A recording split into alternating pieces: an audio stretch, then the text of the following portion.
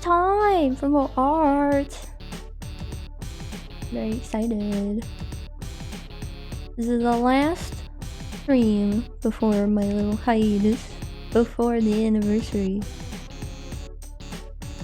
I'm very excited.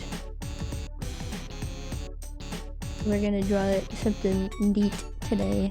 A little teaser, if you will. For the brand day in like 12 days.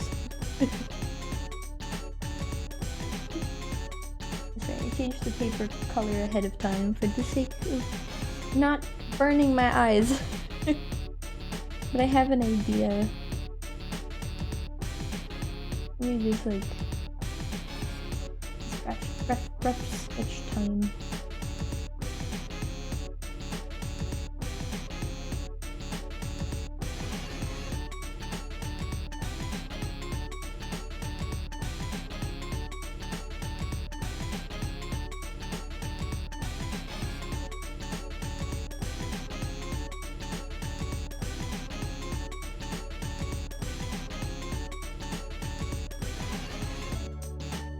Well, a little bit of good news.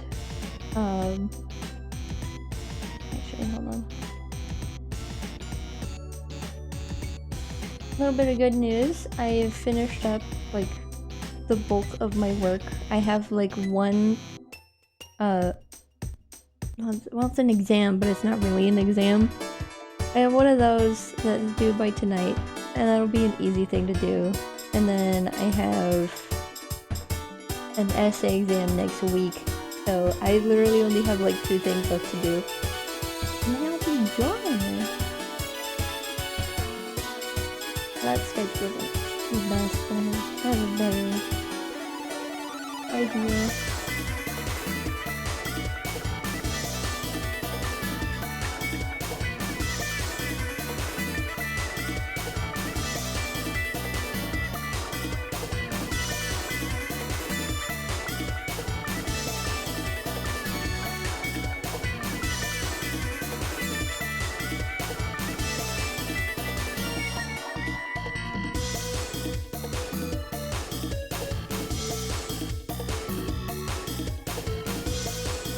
I don't know if I'll finish this on stream, but I will most certainly finish it soon. You know, every time I say that, I end up finishing the drawing on stream. I always end up doing that. I'm not doing good right now. Hold on. No, we need to like do a little sketch. I don't know why I'm having such a hard time.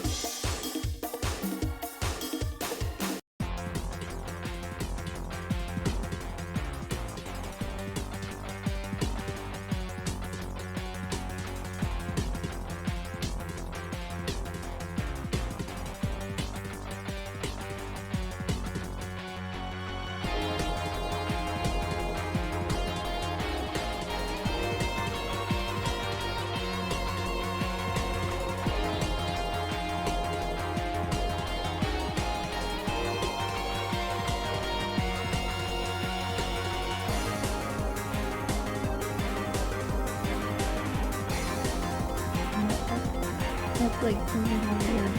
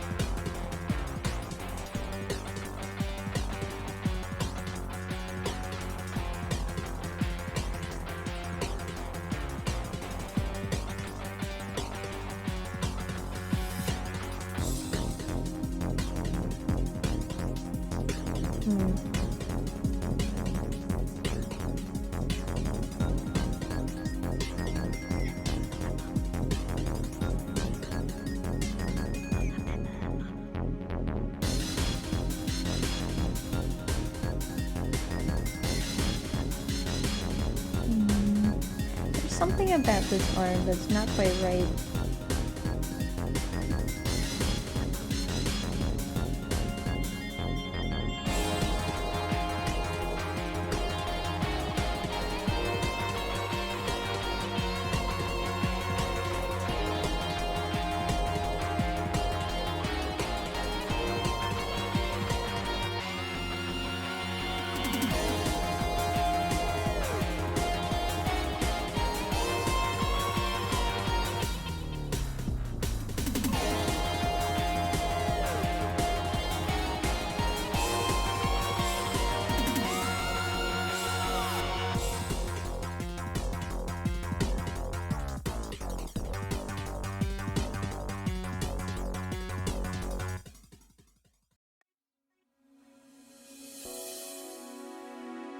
I hate it whenever like I have an idea for a drawing, but like for some reason the pose is just a little bit finicky and I can't quite get it right.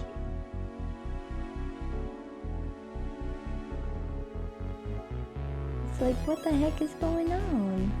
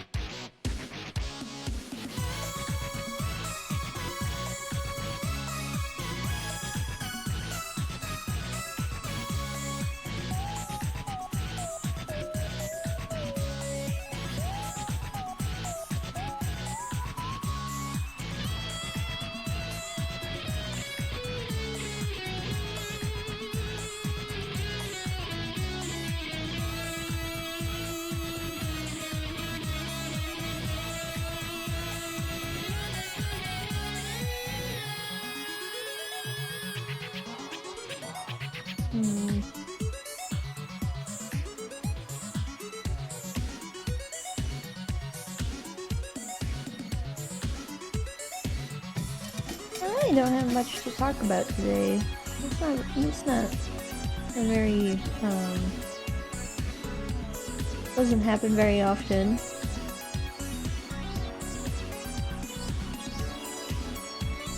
But I guess it's because I finished up everything, my brain is like, whoa, there's like nothing left to do. What's going on?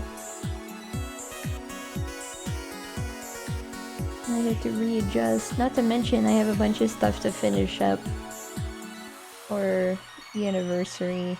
More stuff than I was expecting, which I don't like, but I think I'll be able to finish all of it in time. Hopefully. I would really like that.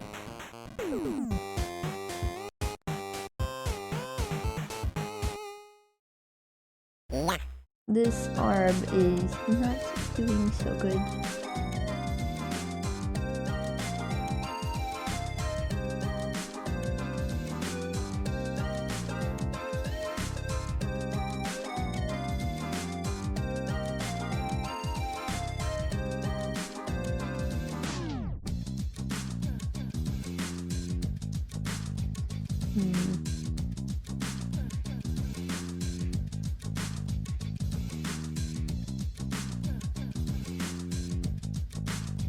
I always have this tendency to make the torso a little bit too long whenever I draw a body from behind. There, that's a little better.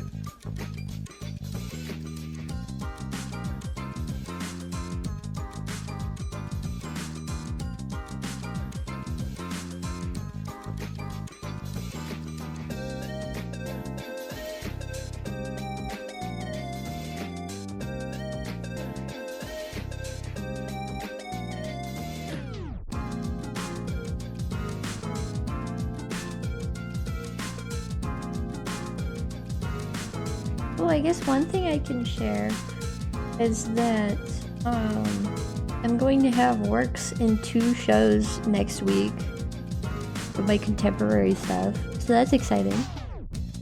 And I will have a solo show in the fall, in October, and I'm really excited for that as well. I'll be preparing for that by planning. I can't make any more works for it, but I can plan for how to set up my works. I'm very excited.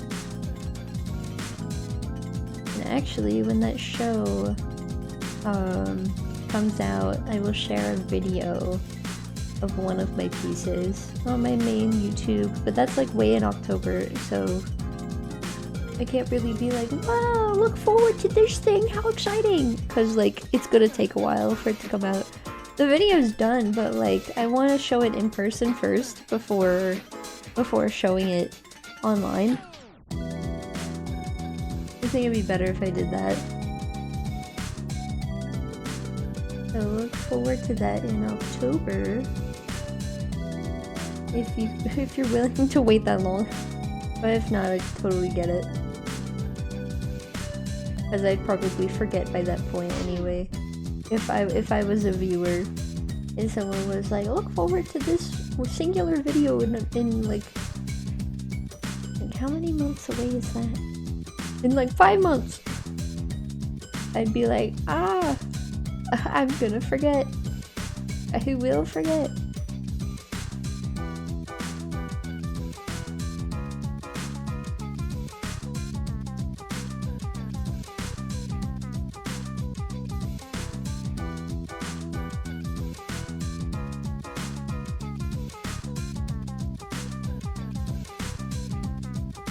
But like around that time I'll probably talk about it more, as like I just got a hold of my spot for the solo show. Because the thing at my university, the thing is that at my university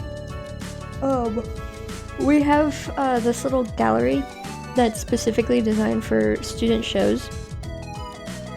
And if you're like a senior, like I'm graduating next semester, you can secure a spot for a solo show or even a group show if you really want to.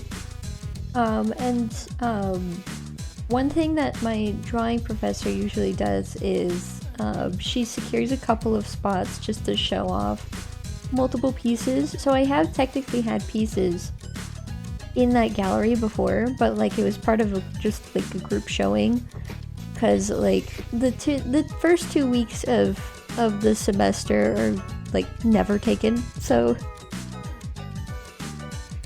that's why she takes those.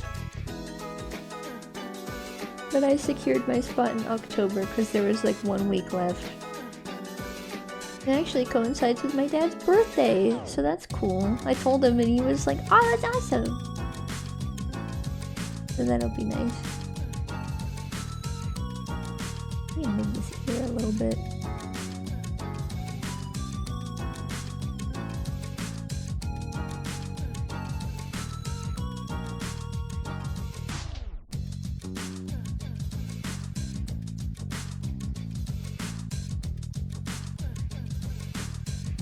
But yeah, I'm doing contemporary shit and it's exciting.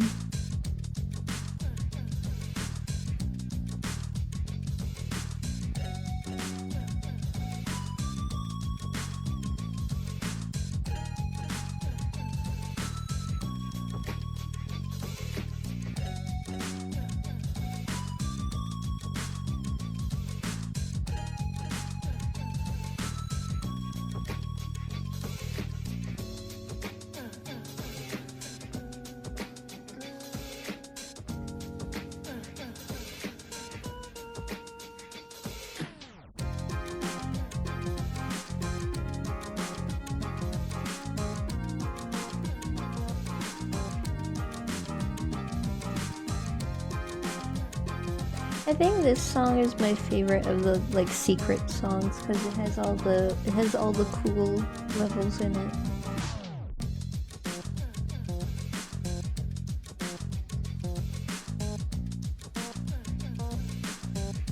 I have to sneeze. Excuse me, sorry. The sneeze.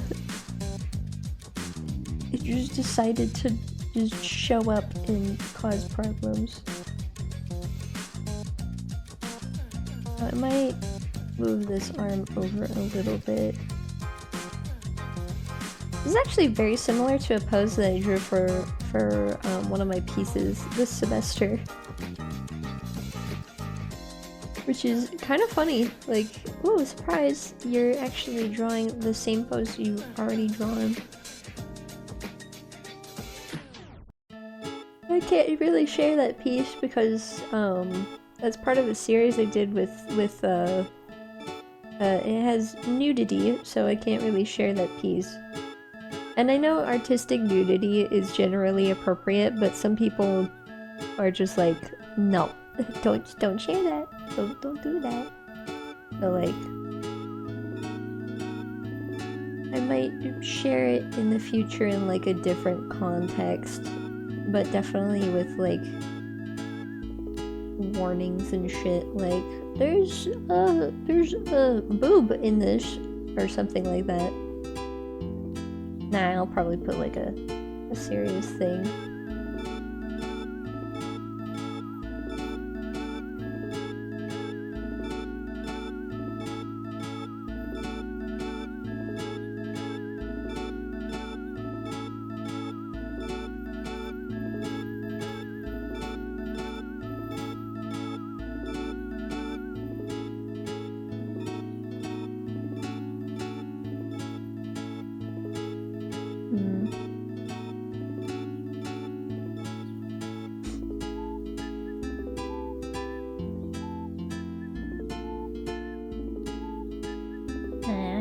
I have an idea how to make this work.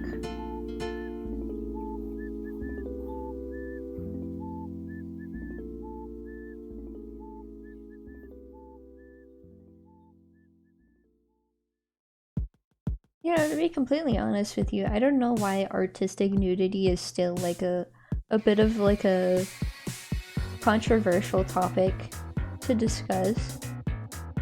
It's very strange, because like the nude figure is just the natural state of the being. It's just the natural state of the body. Like, surprise, you were born naked! You didn't pop out with like a whole set of clothes on. And you'd be surprised that some people actually genuinely are like, why would you mention that? But I know that some people just like unconditionally are like, nudity is bad, nudity is an adult thing only, and it's very strange when that happens. And that's mostly like that's very much like a Western, very much an American type of perspective on nudity. I know it's not the same elsewhere, but like, Americans are loud. And they make their opinions very well known, especially on the internet. And, hi. I had lost so much sleep over the past week because of all the work I was finishing up. So I think my body is like being like a little angry with me. Like you can hear it in my voice.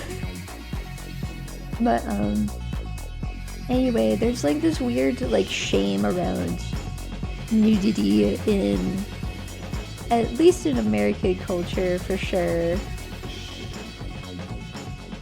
So like, I know that if I shared those pieces,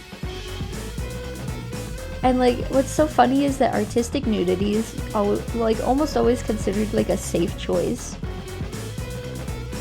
when drawing stuff, which is funny because like I don't think I've really seen any of my classmates do like fully visible artistic nudity like I have in some of my works.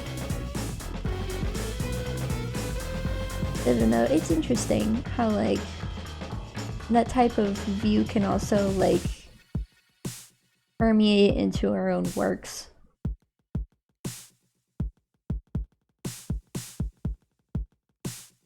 But artistic nudity is just really important. But it's like, you can draw like any figure. And like, you can, if you draw certain figures, then some people will be like, hey, that's what my body looks like. Spaghetti. And like, it's just like, it's a good opportunity, essentially. Ravioli. Ravioli.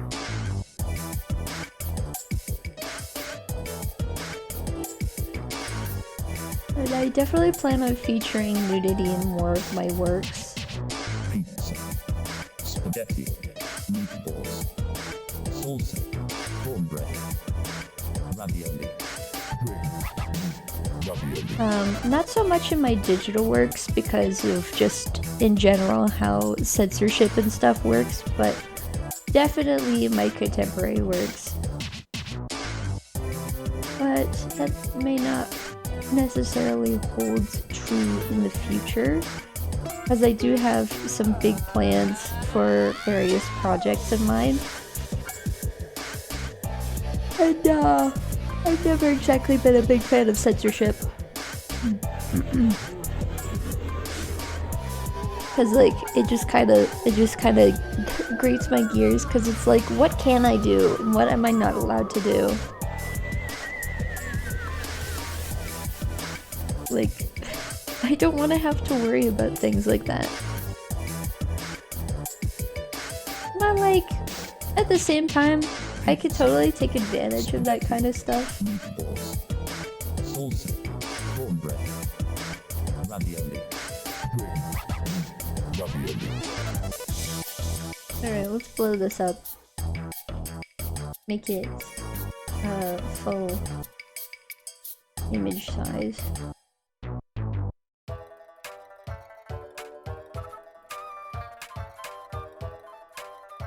I'll probably, yeah, I'm gonna chop this up a little bit and change certain things.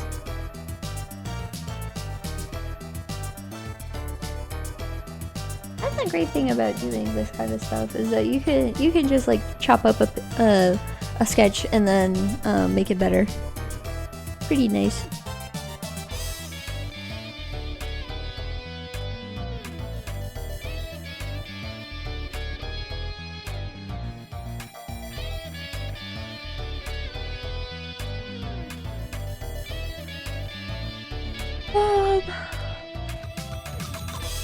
Let's sharpen this.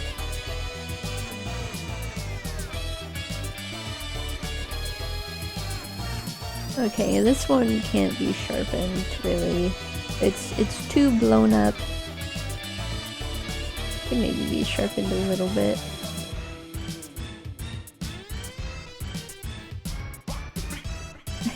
Look at it! Eee. Yeah, you know what, let's just finish up this sketch and then draw over it.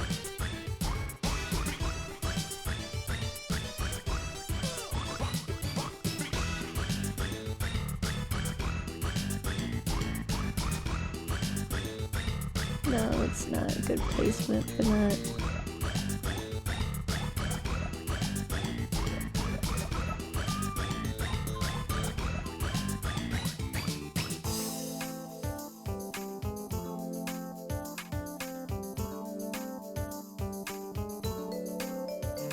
Actually, that's pretty good thumb-wise right there. That wasn't even my intention, but surprise, surprise.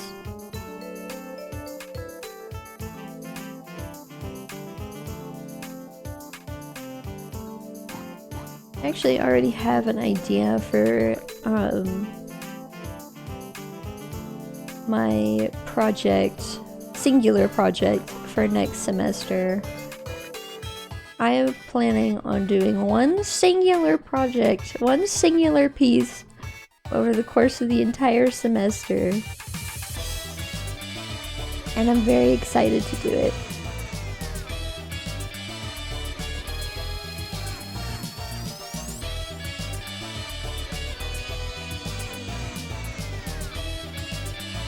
Because like, I want to do like essentially like a stop motion animation type thing. was like, I want to see what I can do. I want to see what I can do with that.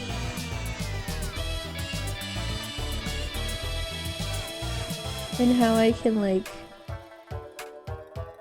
go even further beyond with my stuff. And I got this idea from one of the pieces I did for the second half, for my second portfolio of the semester.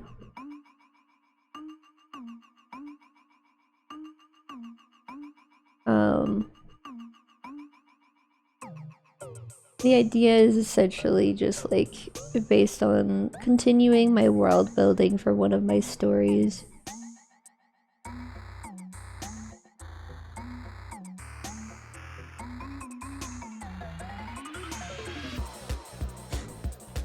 Cause like I made a big map book. I made a big old atlas with like 3 different maps for one of my projects, and I'll be getting that back on Thursday. And I just want to go even further, delve even deeper, and probably dabble a little bit in one of the stories of this story that I have. It's actually a collection of stories, but that they blah, blah, blah, blah, can't fucking speak. But they actually take place all in the same reality. And I want to explore that even further. This thing I'm talking about is essentially like a passion project, but I've been a bit secretive about it. About like the contents and stuff. As like I would like to I just can't speak today. I haven't been able to really like convey my thoughts very well. Let me save this as an actual file.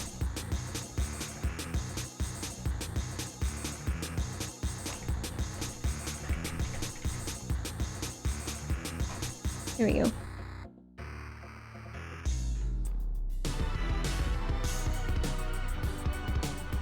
But I think for the most part, I'd like to wait until more people know about me before making any sort of big announcement about this passion project I have.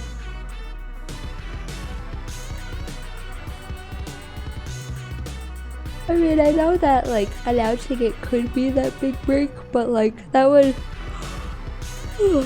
bring up like a lot of like pressure that I don't think I'd be comfortable with. But we'll just have to wait and see if that changes, because like when I make that project, I'll definitely be uploading the animation I make.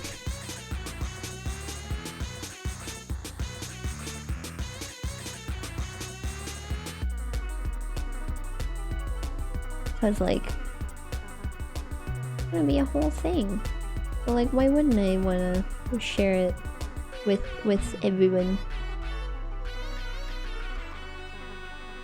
So like, I'll be preparing for that ahead of time. I won't be working on it before the semester starts, but I'll be like brainstorming and like preparing resources and stuff like that. Cause like, you're definitely allowed to like prepare ideas before the semester starts, but you can't actually work on the piece ahead of time. Like, that's like cheating or something.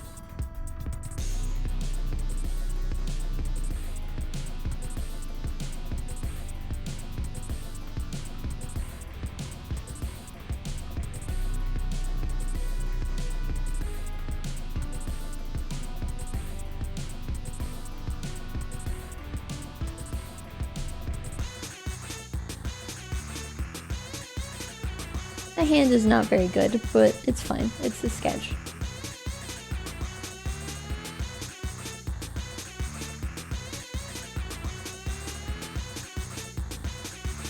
Actually, let me make this a little bit darker.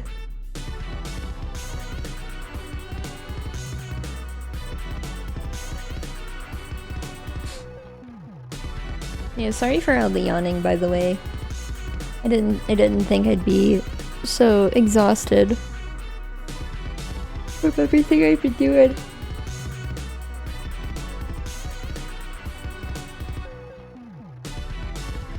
But I'm hoping to end things off with some cool shit.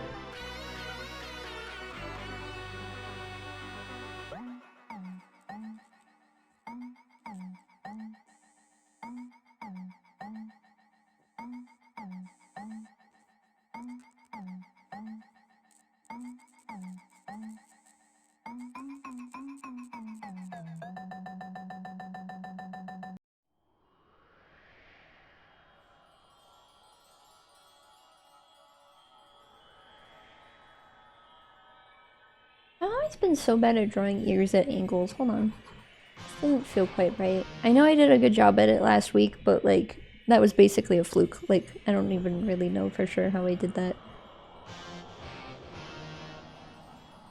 That's what I was kind of trying to do with this, but it didn't quite come out that way.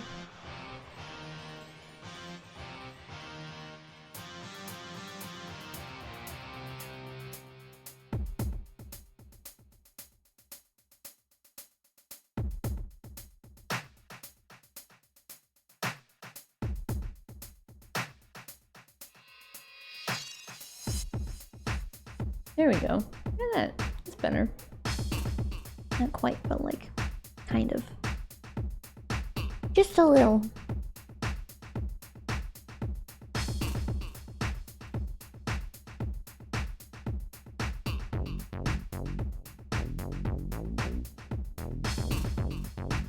Well, maybe I could shrink this down a little bit.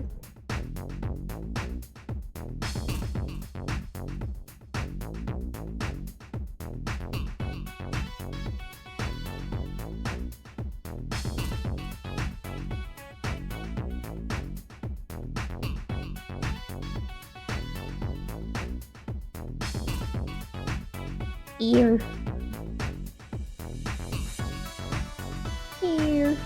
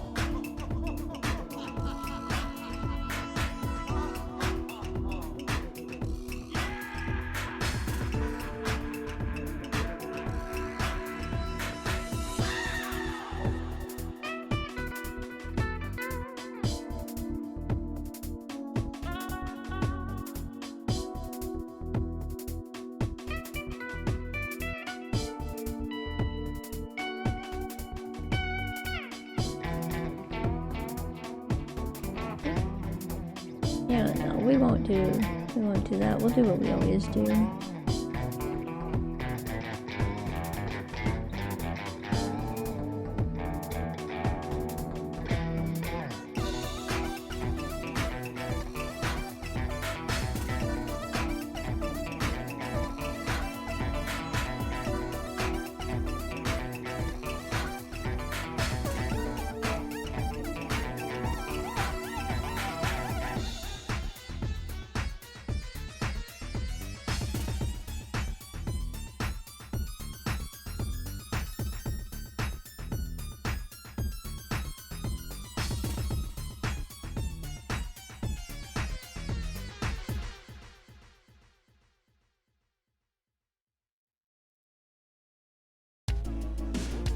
There we go.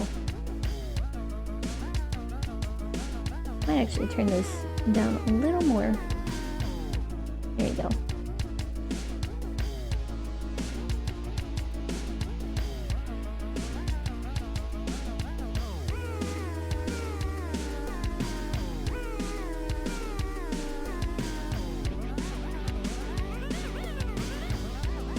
Actually, that should be a little higher.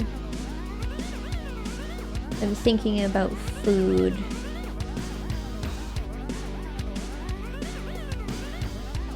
I don't know why, but I'm thinking about food now.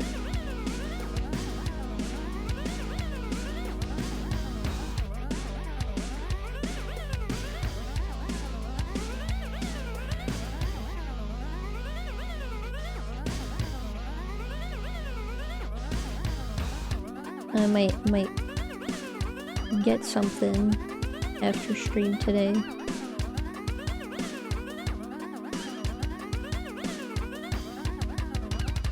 I'll clean that up in a minute. I wanna put the thing down.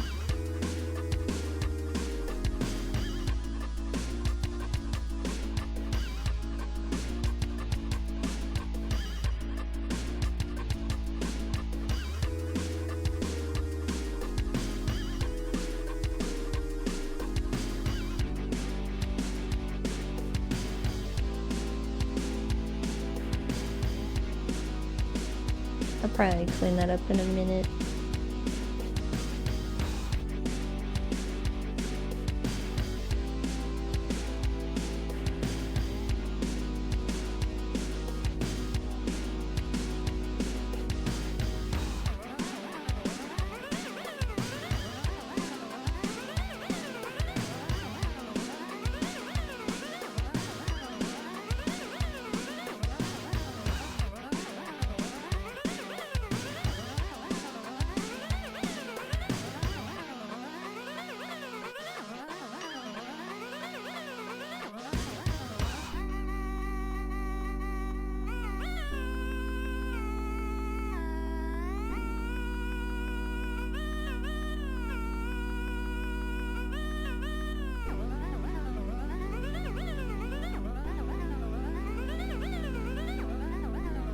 I'll definitely clean this up more in a bit. I kind of feel like moving on to a different area.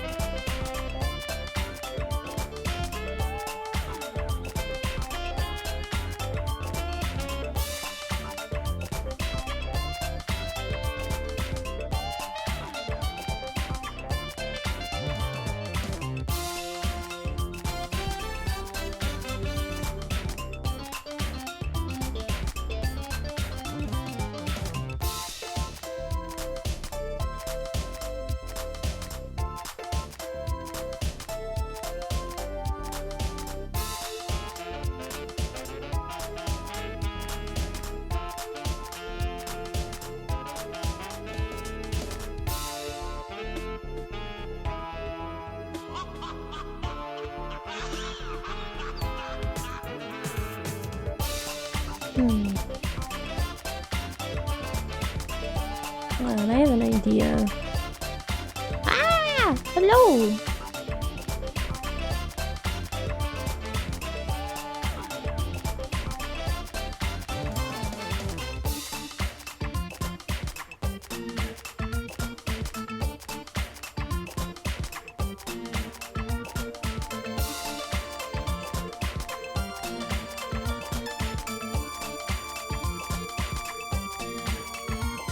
Ooh, nice. Apple pie.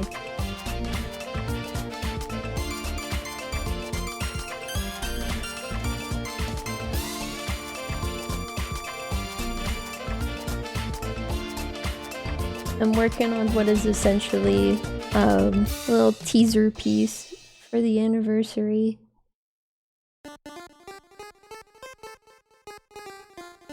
And I'm excited to see how it turns out.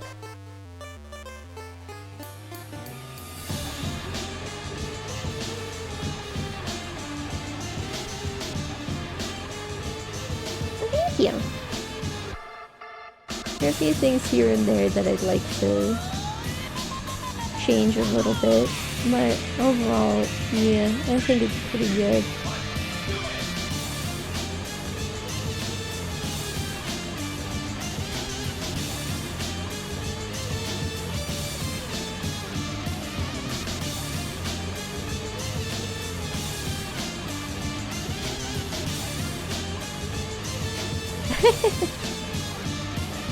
JoJo! I haven't seen JoJo's Bizarre Adventure. I have friends who have, but like I still haven't watched it and I haven't read it either.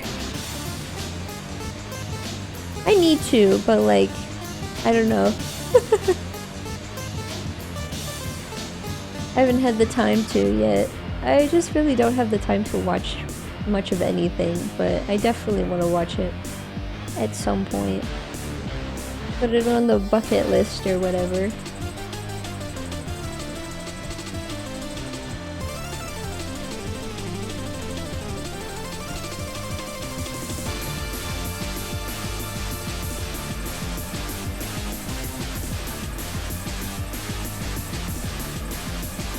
This is my final goodbye. You know what, JoJo. No. This is what I get for being uncultured.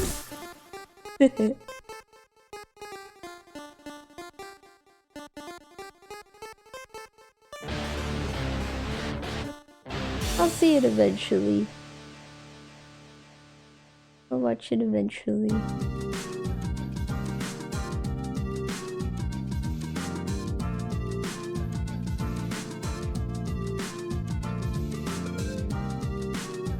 I'll probably watch it in the original Japanese unless I have stuff I need to do. Cause like I do prefer subs over dubs most of the time, but like sometimes I gotta use the dub so I can work on stuff. I think like the only real exceptions to like my sub versus dub is things I watched as a kid that were English dubbed. Like Full Metal Alchemist for sure has a really solid English dub, and Fairy Tail is another one that I also watched dubbed instead of subbed, but that's because I watched it in middle school and it was dubbed on Netflix. But they didn't have the whole show, or rather they didn't have like they didn't have up to the point to the end of the first season. They only had the first 50 episodes. That's probably a big contributing factor to the reason why the Fantasia arc is my favorite in Fairy Tail. But like, I don't know, it's also just a good arc in general. I've seen many Fairy Tail fans consider that like one of the best arcs. And to that, I fully 100% agree. I also think it's one of the best. It's my favorite, but I don't know if it's the best. I think maybe Tartaros is probably the best. Yeah, not everything has a dub. And some dubs mistranslate certain things. And sometimes you'll get intentional mistranslations as well. Like the original Sailor Moon dub, the For Kids dub. I mean, literally, Sailor Neptune and Uranus, in the original, they are girlfriends, but like, in the For Kids dub, they make them out to be cousins, which is really weird. Like, For Kids really thought, you know what's safer than lesbians? Cousins with sexual attention. That'll fix it. I don't know what For Kids was cooking, but that just wasn't it.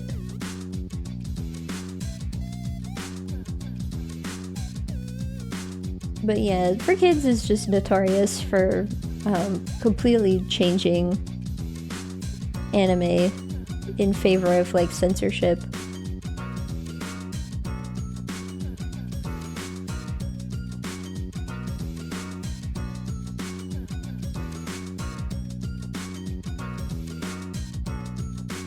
I think the only like actual For Kids era thing that I watched was probably Bobobo. Oh yeah! Yeah, Funimation needs to like not do that. I know it's mostly one voice actress that does a lot of those things, for some strange reason. Especially like it's most notable with what's it called? That Dragon Maid anime. Like for some reason she changed one of the lines for the character she voiced. It was very strange. Like that was unnecessary. Why did you do that? Like I watched a whole video and like the whole deal with Funimation and like the really shady shit they've done.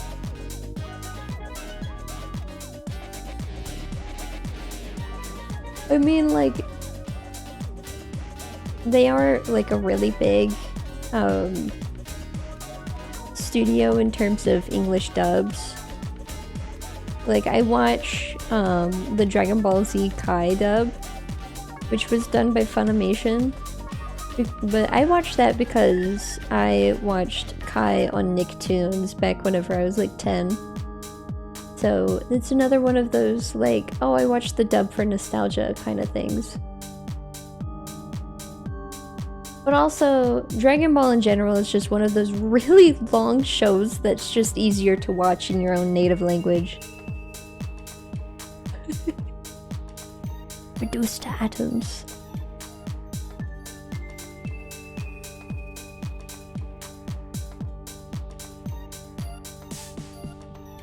I need to finish watching Dragon Ball Z Kai. I got like partway into the Boo saga. I need to finish it.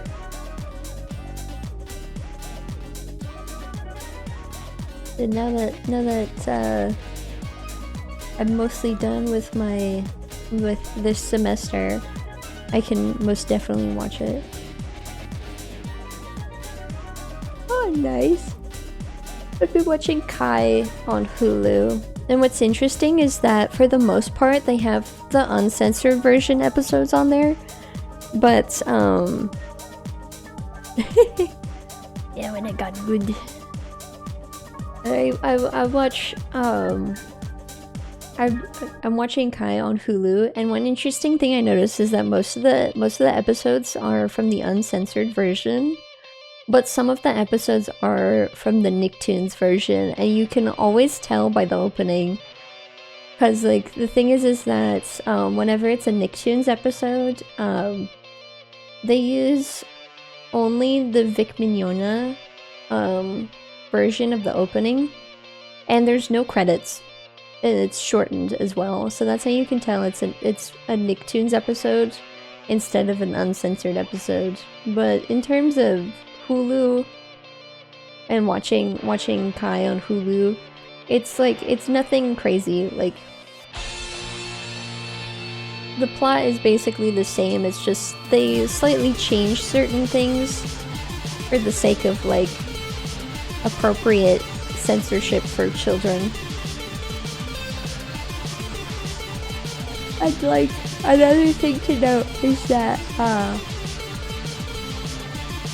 there's only a few of the episodes that tend to be the Nicktoons version, and it's probably like they lost the copy they had of the uncensored version, so they had the Nicktoons version as backup or something like that. Like I've seen stuff like that happen sometimes with streaming platforms. Like back on the topic of Fairy Tail, I know that there's like a couple of episodes on Crunchyroll that are messed up and bugged out for some reason. Like the upload didn't go properly or something. It's very strange. But like once I learned that that's a thing that can happen, even on streaming platforms, I learned that sometimes different versions of certain things can be swapped around with each other. But I know that the Boo saga in Kai is it's all just like the uncensored dub, because there was no Nicktoons airing of Boo saga. It was only Saiyan through Cell.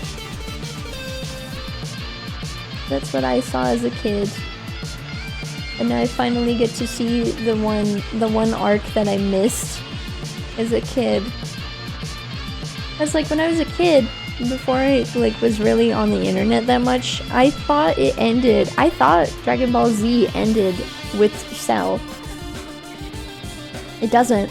I know that now, but like I didn't know that as a kid. It was interesting learning that there was a whole nother arc that I completely missed out on.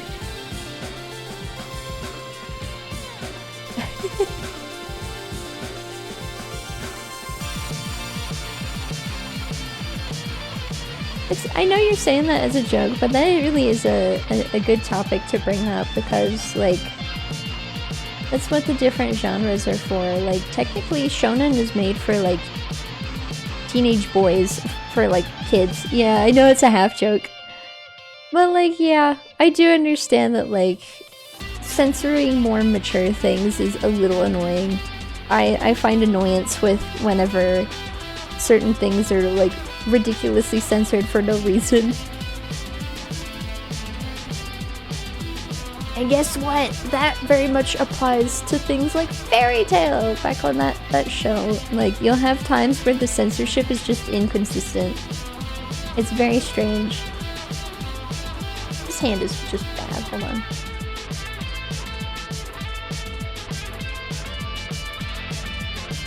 And sometimes censorship can actually, like, completely change, like, it can completely change the interpretation of a story. So censorship is sometimes good and sometimes it's not good. Very much a relevant thing to bring up.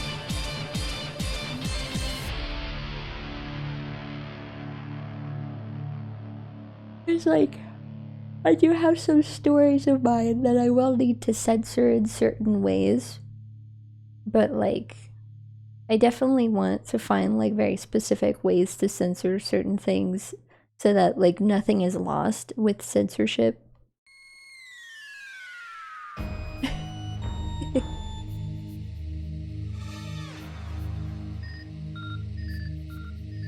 Yeah, that whole topic on censorship definitely goes both ways. As, like, it's important to censor certain things for younger audiences, but, like, you can't censor everything, because otherwise younger audiences will seek out what they want to see in more mature media, and that can be dangerous. Like, a lot of kids shows nowadays are so extremely sanitized that, like, that's one of the main factors why children seek out, like, more exciting things in, like, adult media and stuff like that. And that has become a problem. And, it could simply be avoided if, like, there were just spooky moments in kids' cartoons again. Like, there was literally, like, there would sometimes be, like, whole shows around, like, centered around, like, the idea of, like, the strange and the macabre and stuff like that. But, like, I don't really think there's anything marketed towards children that's like that anymore. It's very strange.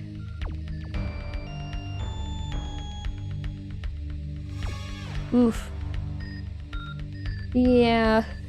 My parents didn't really regulate my stuff very much either. I got lucky that I didn't really run into very much super bad shit, but it did still leave an impact on me. Especially having unrestricted access to 18 plus content whenever I was like 12 or 13. Not good for a small, developing, puberty-riddled child. I could really give you some really bad ideas of how certain things work. And then you have to go through the annoying process of unlearning all that shit. And it takes forever, but like... I got through that eventually, but like... not everybody does.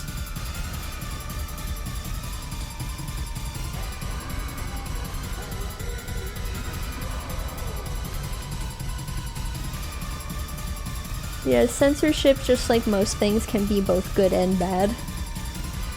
Just depends on how you use it, because it's a tool. And if you misuse a tool, then like shit's gonna go wrong.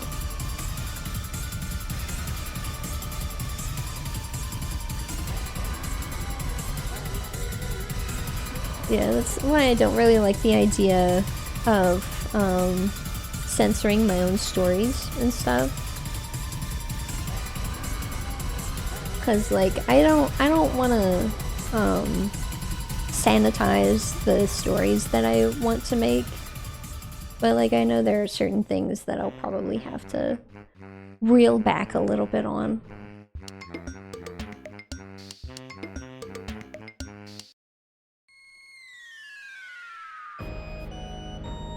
That's just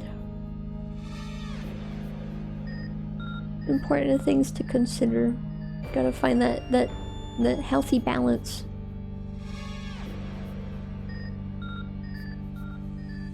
Yeah, for sure.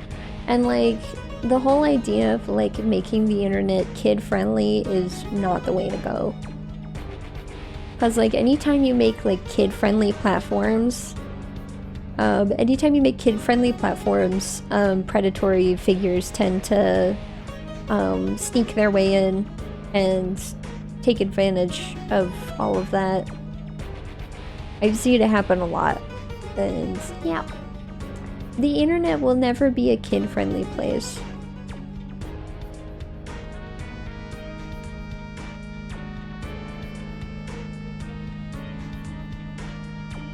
No matter what companies try, the internet will never be kid-friendly. It's just not meant to be, because it wasn't built on that foundation in the first place.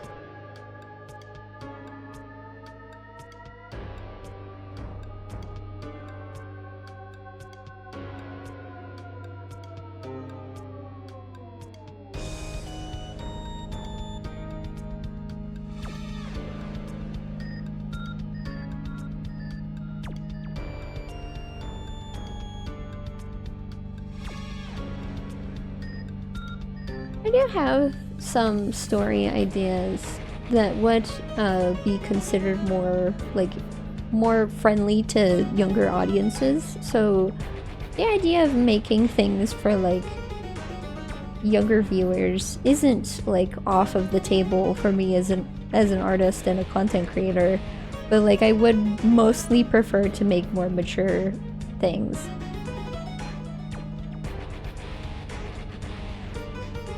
I like to think about Gennady Tartakovsky when talking about like being an artist who makes things for mature audiences but also makes things for younger audiences.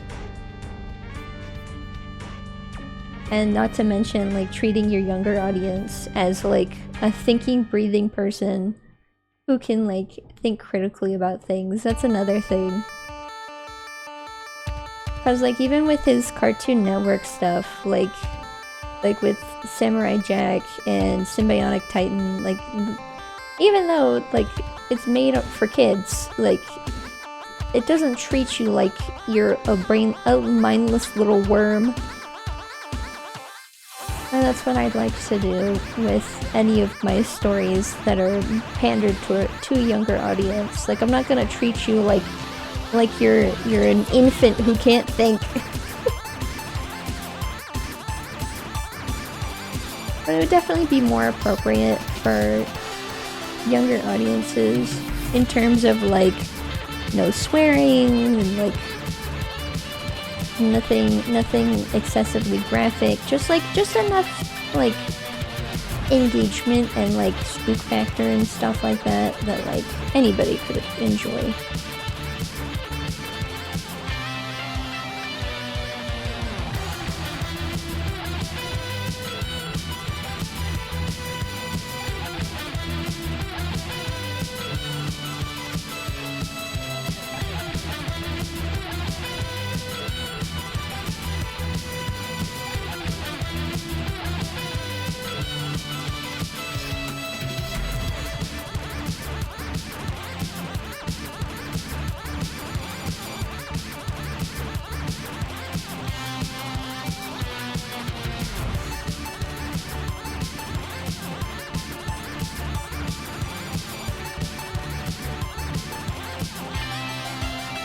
Yeah, just a general rule of thumb is that, like, yeah, censorship isn't inherently bad, but it can be used in a bad way. But it goes both ways, and that a lack of censorship can also be very dangerous.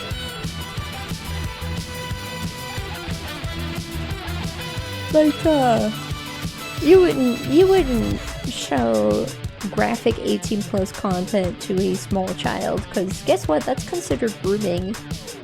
And also exposing a minor to 18 plus content.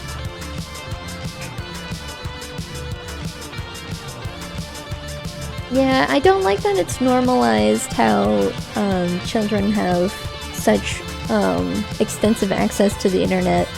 And not to mention, a lot of younger people just don't practice internet safety and like have their legal information available.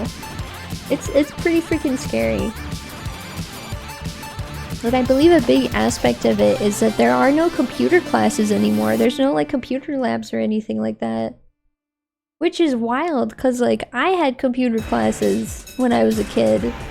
And like learning about like internet safety and like how to use browsers and stuff is pretty freaking important. But yeah, it's like they were like, well, everybody knows how to use technology now, so we'll just get rid of the technology classes. And then lo and behold, they don't know how to use technology anymore because they got rid of the technology classes. Like, it's like, what? Why would you do that? I don't know. That's a whole topic that I hate, because like they did the same thing with like phonics. And like people really struggle with spelling now, because like the thing is that, as you know, English is a very complicated language, and having phonics available at a very young age makes it much easier to know how to spell, because you know how certain syllables work, and like it just makes it easier to figure out how to spell new words as well.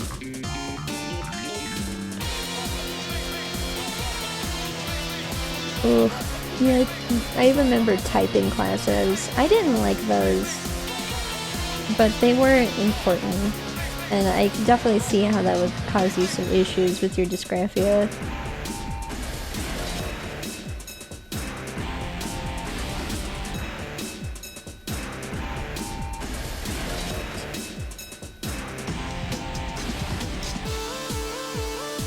But like, yeah, typing classes are also another important thing, but I think those are still a thing. If they aren't, then like, what the heck? Why aren't they a thing anymore?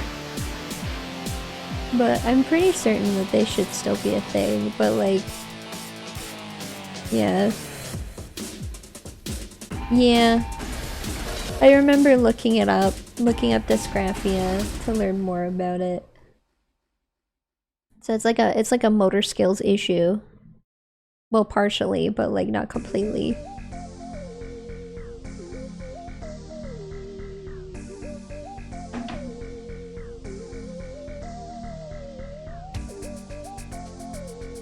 Oops. Forgot I was still on the eraser. But yeah, anytime like a certain class is removed from specifically the American education system, it's just like, what the heck are they doing? Like that's exactly what my brain goes through. Like, why would they do that?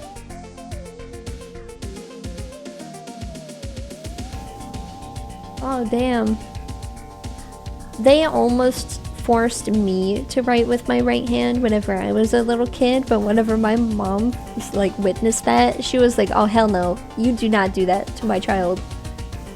So she spared me from being forced to write with my right hand. But in terms of computers, I just naturally gravitated towards using the mouse with my right hand. I have met people that use the mouse with the left hand though. Like I used to have a friend that would do that. But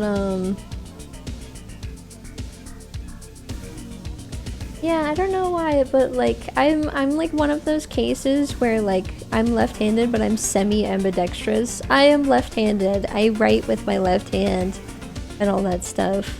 But I say I'm like semi-ambidextrous because I'm like I do certain things with my right hand. Like I brush my teeth with my right hand. I use a mouse with my right hand, but I eat with my left hand, and I brush my hair with my left hand. And there's just certain things where like it's one or the other. But I taught myself to use the mouse with my right hand because that uses more gross motor skills. So in terms of like fine motor skills, like precise details, I'm definitely left-handed, but with gross motor skills, like just general like arm movement and like bigger things, like I use my right hand instead. If no-handed was a thing, I would do that. Yeah, I get that.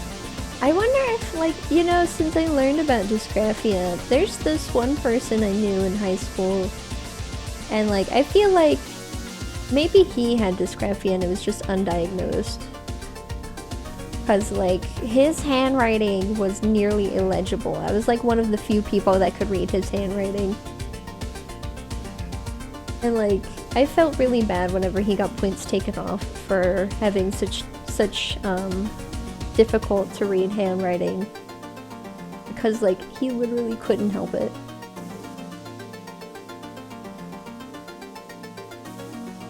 I hope he's doing alright now. Yeah, that definitely seems like something that would definitely like get overlooked pretty frequently, especially since like when you're a kid like it's expected for you to have bad handwriting, but as you get older that's like treated as like a moral failing. Any sort of like flaw is, for some strange reason, tends to get treated as like a moral failing. Like, oh, you're disabled? Guess you fucked up somewhere along the way. Like, where does that mindset come from? It's so strange. It's very, very odd. Yeah, and in terms of school bullying, I experienced that a lot with my voice because I do have a speech impediment. And I know, like, pretty much anyone who's popped into chat has been like, you have a nice voice! And I appreciate that, but, like, I was bullied throughout my entire public education. From pre-K to 12th grade, I was bullied the entire time for my voice. I either was bullied or wasn't taken seriously. It affected my self-confidence around speaking quite a bit. But streaming has helped alleviate that quite a bit because, like, my voice is useful. And, like, then just like you said, like being expected that, like, it was being done on purpose, that's another thing. Like, no. Why the hell would I do that on purpose? Why the hell would you do that on purpose? Like, the whole, like, notion that disabled people do disabled things on purpose is a very strange mindset.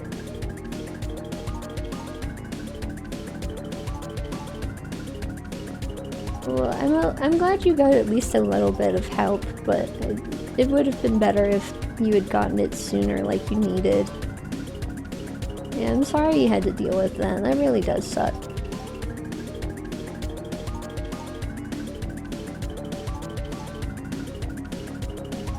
Because, like, it takes a long time to unlearn those insecurities. Especially with things that, like, can still influence the way people perceive you. Because, like, the last time I was treated differently for my voice, I was 20. I was 20 the last time someone had treated me differently because of my voice. Which, that's pretty recent. It's pretty freaking recent. Because I had made a quote-unquote friend in my Spanish class. And,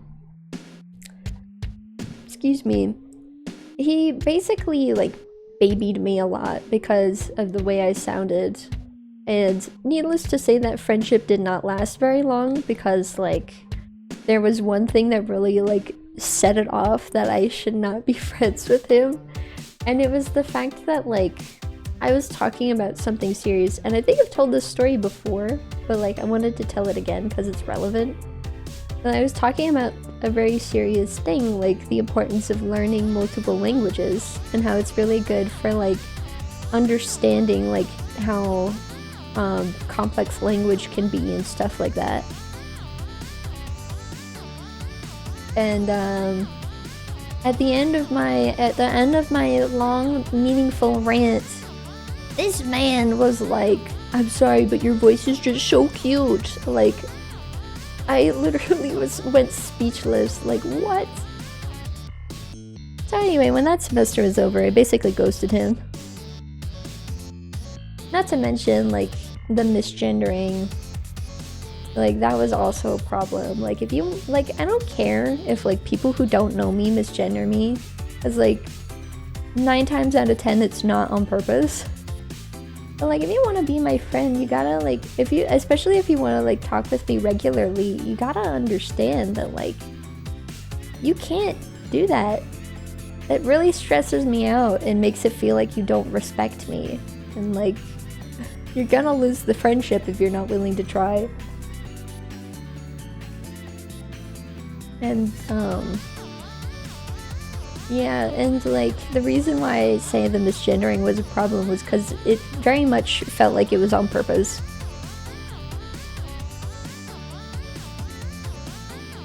And, yeah, that's whenever I was like, you know what, this guy stresses me out like crazy. I'm not going to be friends with him anymore.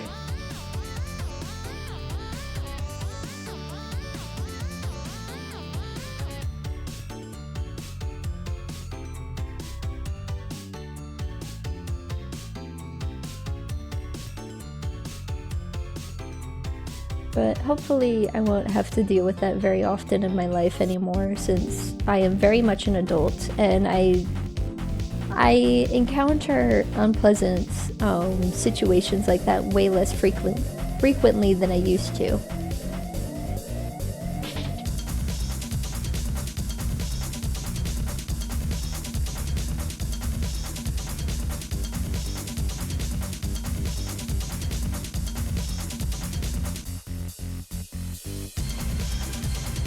But like, I know with how the internet is, I'll probably encounter it more so as a streamer than in real life. And like, there's like an aspect of like detachment where I can just like ignore that kind of thing if someone doesn't stream. Cause like, I would expect people to like respect my content and like understand that like I'm more than just my cute voice. I like making shit and I like playing games.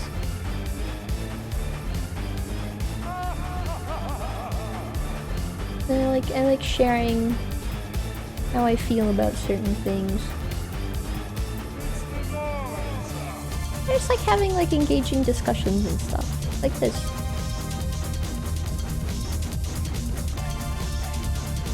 And I hope to also create like a nice space for people to feel comfortable in. Like, people can find comfort in either my streaming content or the stories that I make and the art that I create. I have a big ol' aspiration.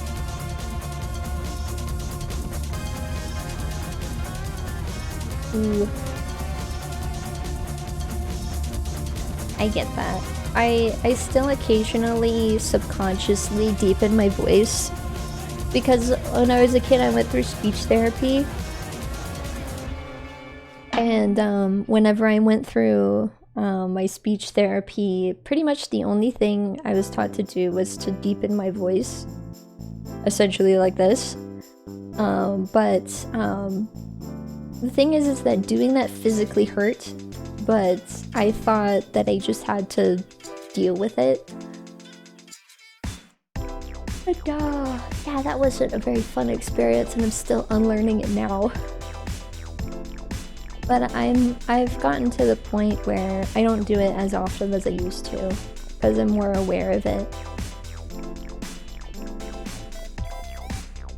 Because like I wasn't really given proper speech therapy. I was given essentially like speech conformity, where like they wanted me to just like speak in a way that they liked, and it was really, really awful. Oh, nice. I wish you the best of luck with doing that. Because I know that voice training can be a little difficult. But like, I know you got it. You got this. I believe in you.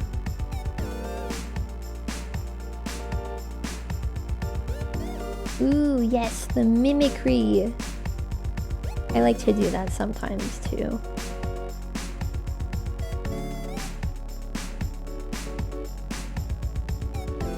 I'm not as good at doing it as other people are, but I can still try.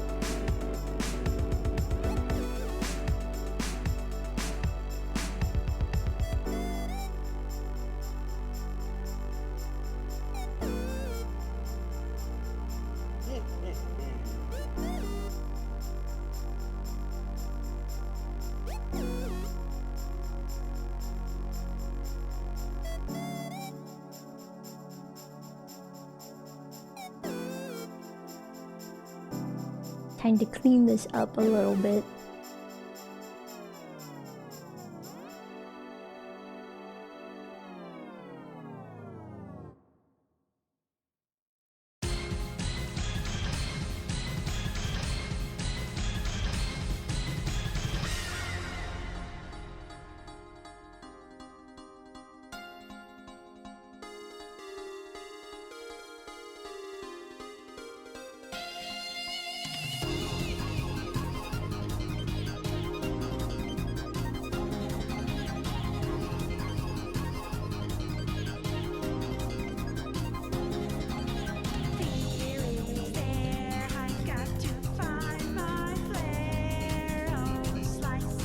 Honestly, my brain's pretty mushy right now too.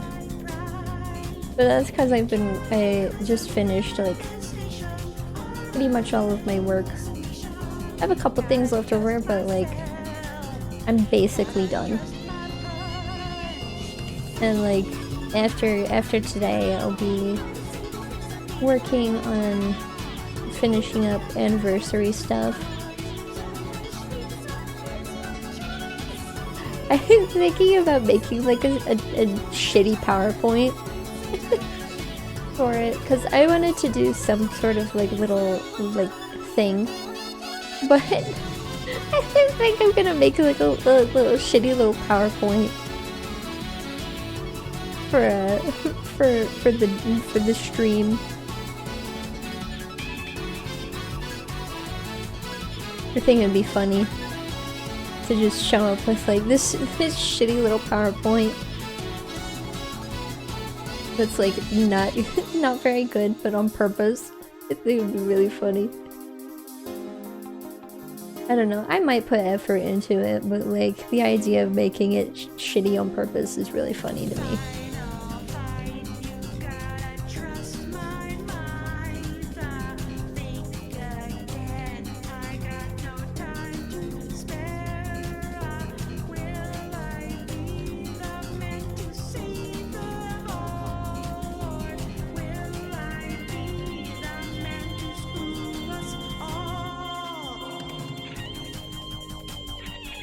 Oof, that's bad.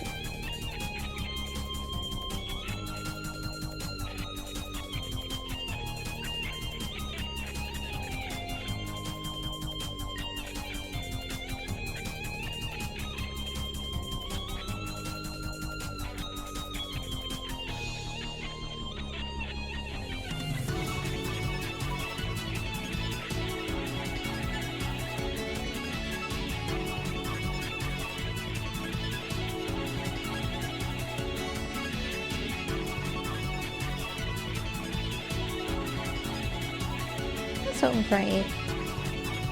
Actually, I could probably move that a little bit.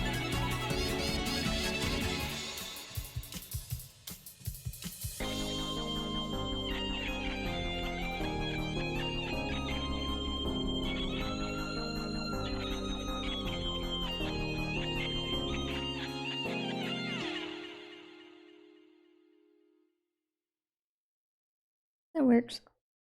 Gaming! But it's secretly not gaming.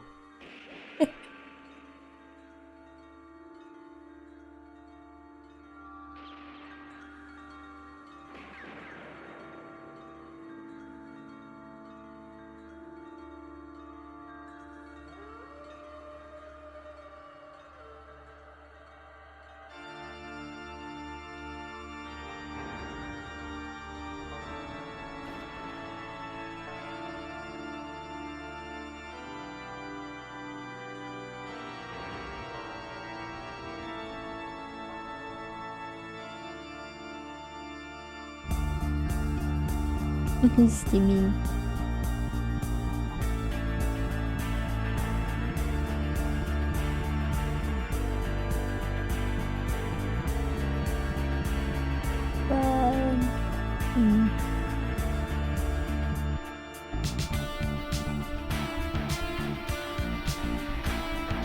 I actually changed that a little bit.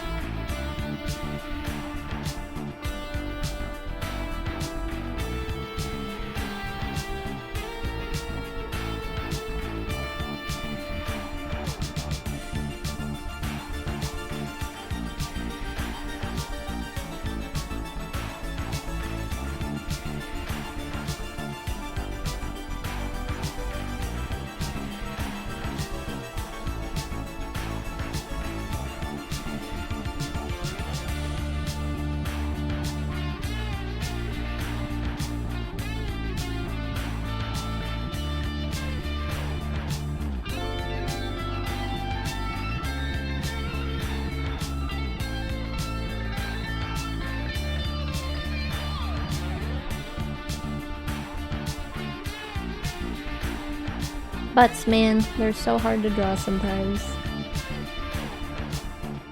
I don't know what it is, but like sometimes it just doesn't go the way I want it to.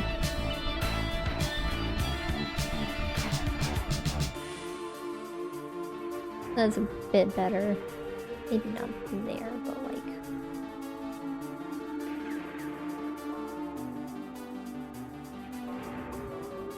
Here we go.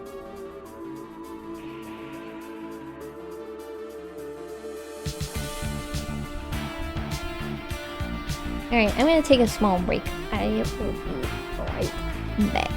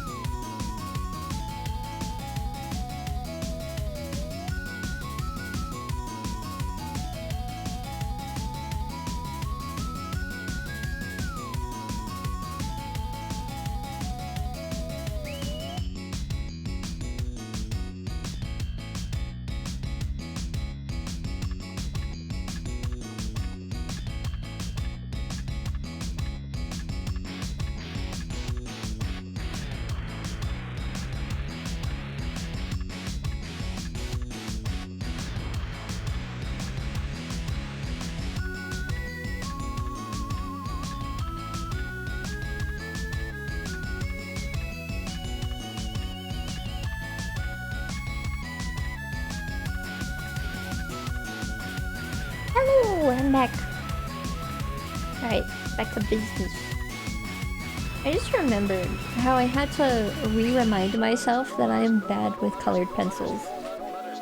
Because I decided with the map project that I made, um, I had decided to do like multimedia, and I was like, you know what would be good for this part? Colored pencils.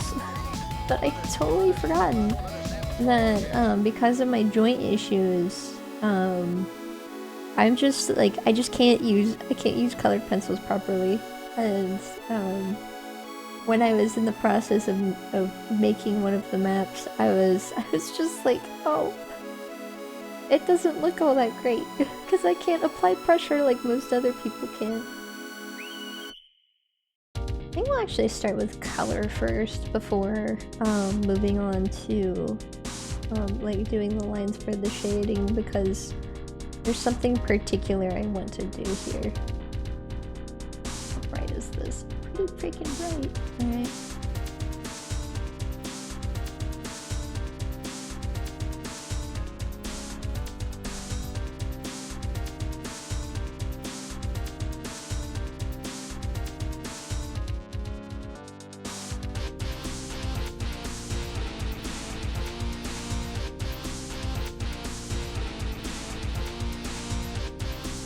I have an idea.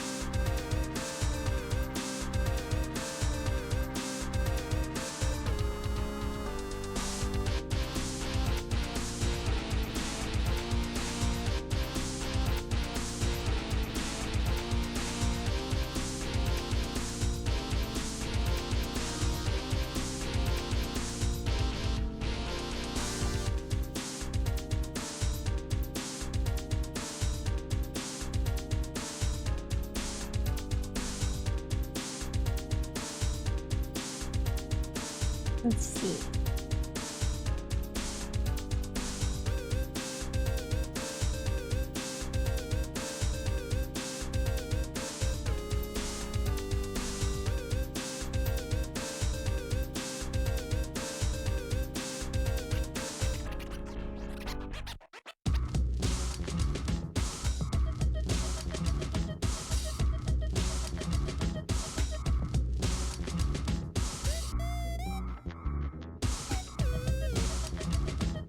I'm gonna do like multiple layers just for the sake of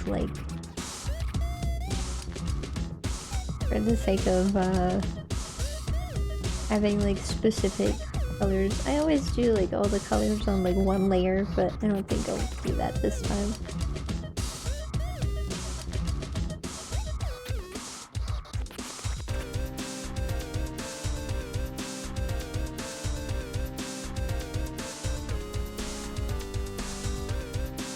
Just for the sake of making things a little bit easier for me.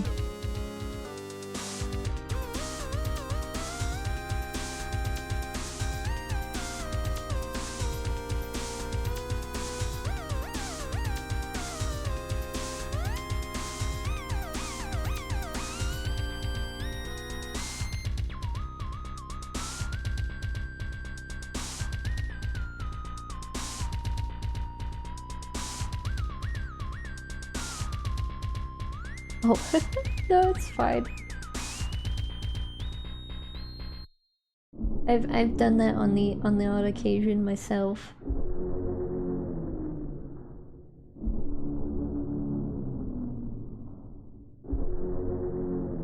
Shit happens. You know how it goes.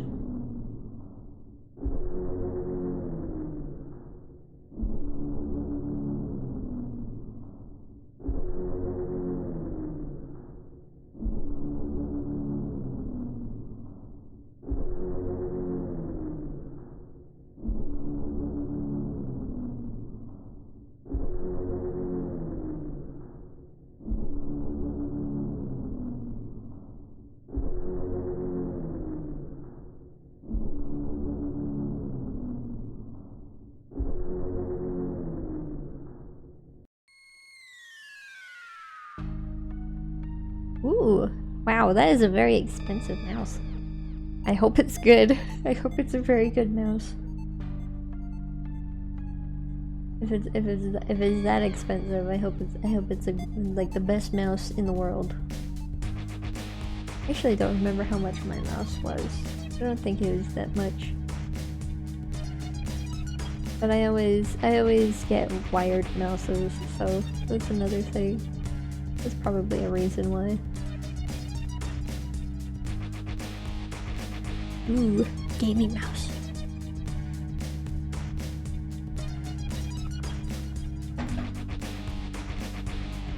I have my own tiny Logitech mouse that I had bought while I was visiting my sister on holiday a couple years ago.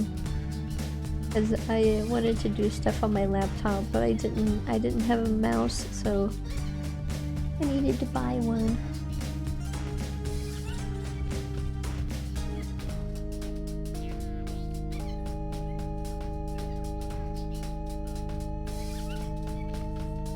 Preparing for next month. Yeah, nice. Preparations are always really good.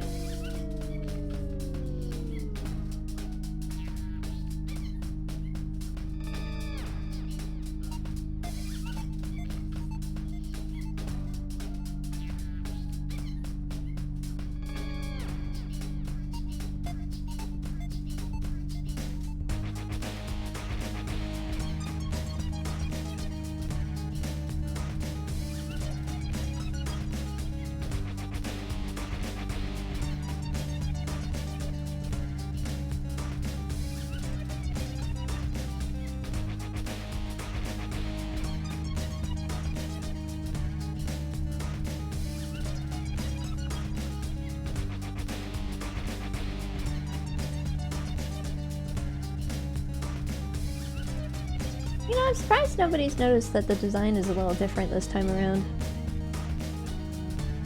I just wanted to say that. Because I've been working on this whole time and nobody's picked up on the fact that my design is different. It's because it's a teaser for the anniversary. So, yes. You get a little sneak peek at what is changing.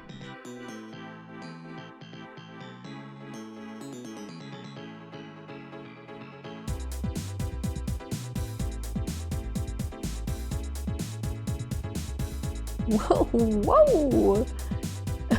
A 4K monitor? Damn! Nice. Speaking of 4K, I discovered that it's not necessarily that 4K displays make me sick. It's that if I'm not within the appropriate distance, then it makes me sick. I discovered that last week because I had started playing Infamous Second Son. I was playing it in my living room, and what I did was, it was overstimulation because I had to strain my eyes to see, but I figured it out because I was playing Infamous Second Son in our living room, and I had taken my dad's gaming chair and I moved it into the living room closer to the TV because their seats are really far back. And so I put it like smack dab in the center of the living room, and that was perfect. The TV didn't aggravate me or anything. It was all nice.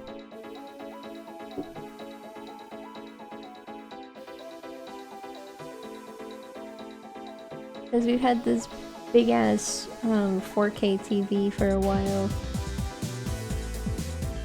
And instead of them considering moving their chairs closer, they were just like, what if we get a bigger one? And I do think they should get a new one because this one has like a big chunk of it that's kind of burnt out a little bit. But I don't know if getting a bigger one would be ideal. Especially since, like, I've noticed with giant flat screens is that they're more likely to get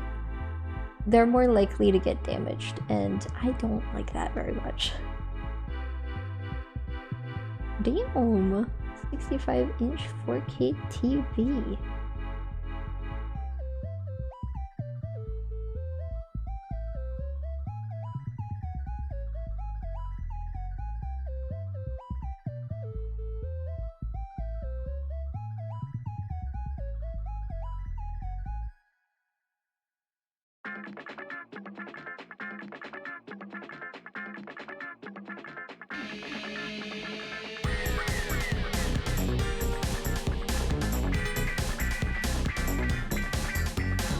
Hold on a minute, I need to look at the ref for this.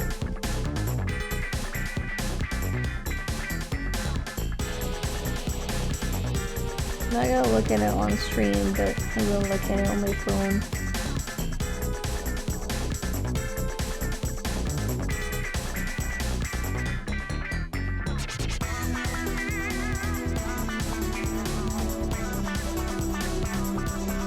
There it is. Yeah, that's how it goes.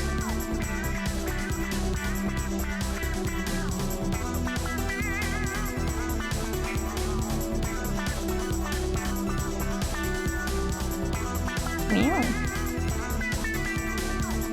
I have two cheap 1080p monitors because I do prefer 1080p over 4K. But I do know that most people prefer 4K. I personally can't really see the difference. Not really. But I respect the grind. Sometimes it's just a little bit difficult for me.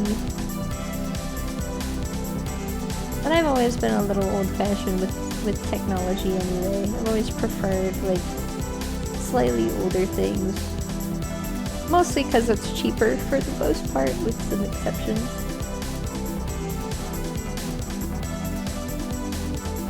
But that's just how I am.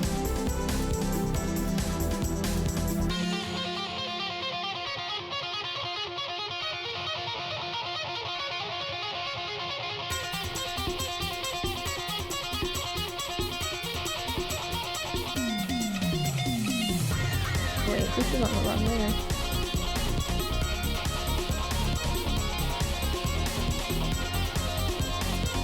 I do like that 4K displays are much cheaper now than they used to be. So that's nice. Ooh, wow. Another baby!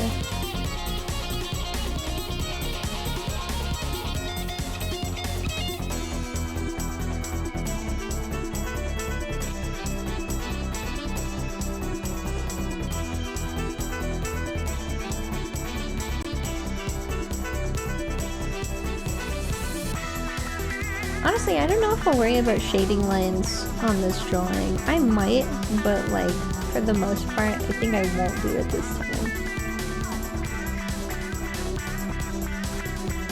Just for the sake of saving time.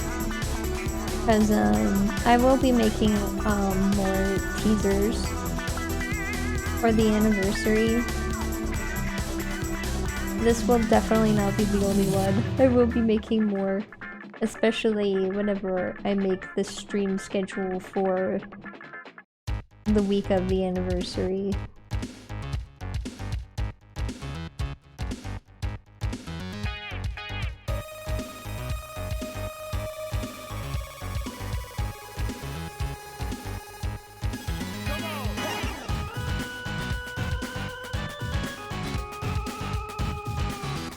Yeah, I know smart TVs have microphones now. I don't like smart TVs anyway, because like they have so much frivolous stuff added onto them.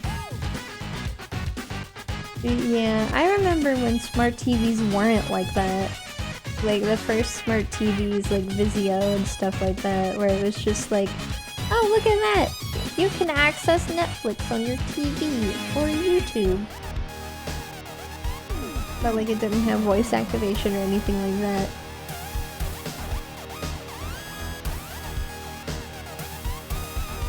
Man, I remember whenever flat screens and like smart TVs became a thing. In the days of when LED TVs were starting to become more prevalent, I remember trying to turn one on for the first time and being like, why is it so slow? Why does it take so long to turn on? Because CR TVs, they just immediately turn on. And I kind of miss that. I kind of miss the days when TVs just turned on the moment you hit the power button. It's like that was one of my favorite things about those TVs, was how quickly they turned on.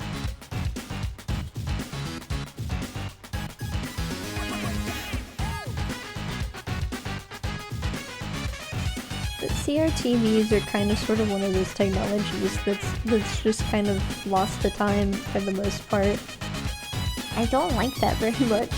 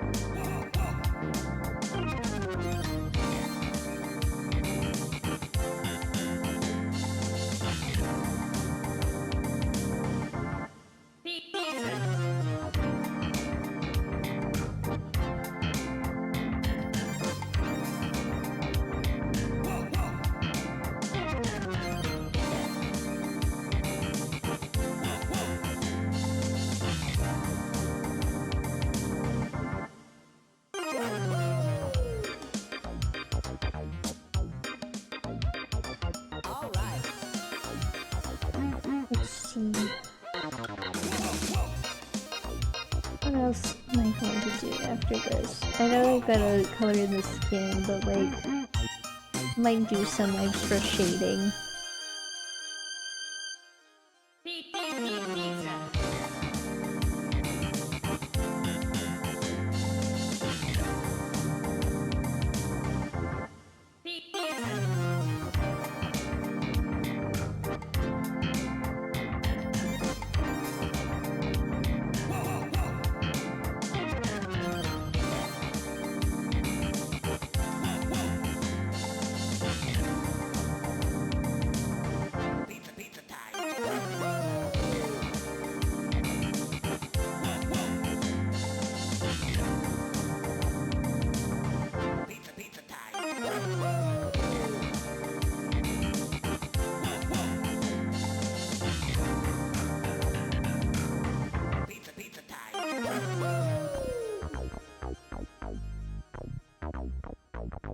Should definitely add highlights to some of these more.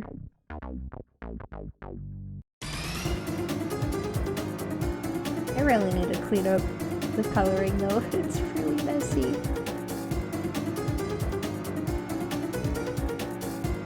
I think what I'll do is whenever I'm done with all the coloring, I'll turn the line art white and then like get all the excess bits that I missed.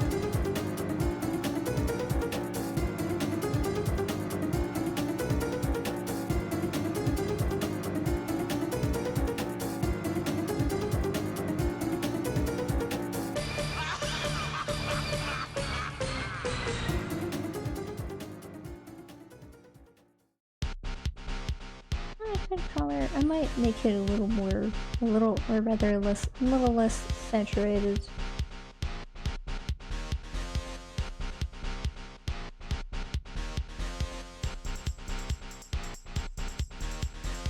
Yeah, that's better.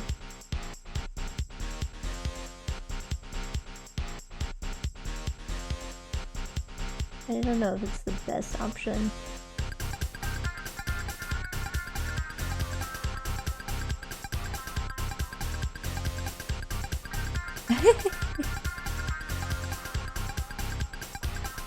I think the main reason why high quality monitors like that are so cheap is because they break so easily. They're extremely fragile Cause like every time we've gotten like a new big flat screen, we've had to take it back like multiple times before actually getting one that's not broken. And not to mention, we used to have more TVs, but all of them except for mine broke. But mine didn't break because it was old and more sturdy and very small. All the others, they had completely busted up whenever we had moved here. And like honestly, I don't even think it was like improper packaging. I don't even know if like proper packaging would have prevented those TVs from being broken. Gosh, that was back in 2019. And we still have one of the broken TVs in one of the rooms in the house, but like that's cause like it did briefly work, but it still had like a lot of the screen was damaged, so there was like this giant line across the screen. But it eventually just kicked the bucket and stopped working. So that sucked.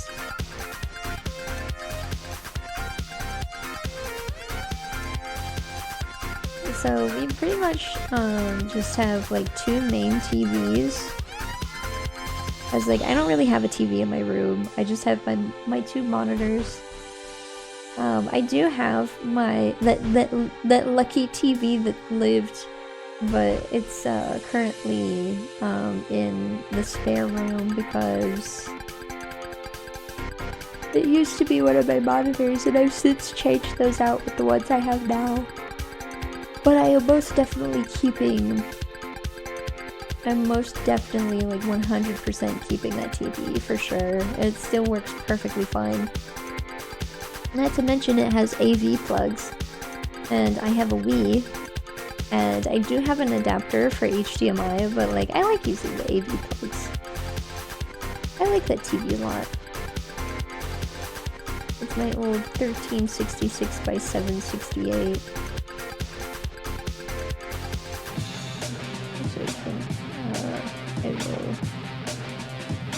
Yeah, I hope your TV comes in one piece as well. There's really nothing worse than like your big fancy monitor arriving and then surprise, it's all busted up. But yeah, TVs and monitors are definitely getting more fragile with time, and I don't like that personally. Because that means that it's just easier to break in general, and you'll have to replace it sooner than some older monitors and TVs.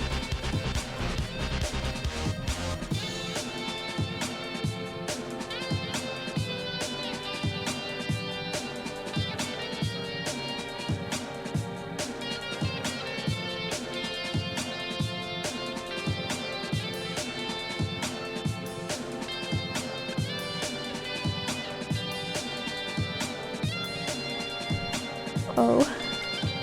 And why is that? Why do you say that? Are you worried that you'll like drop it or knock it over or something?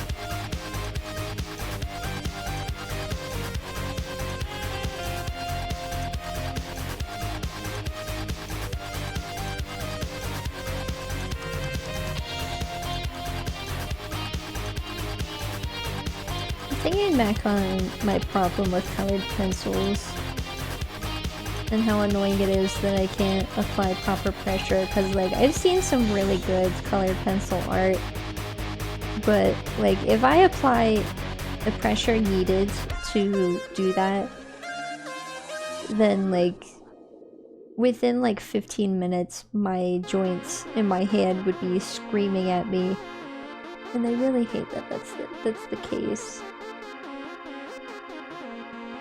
Cause like I wanna I want to make cool colored pencil art as well.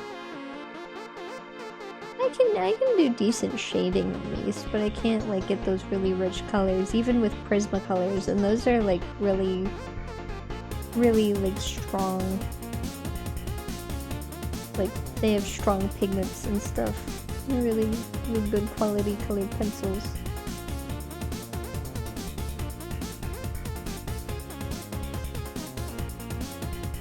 Ooh, yeah. Fair point. Very fair point.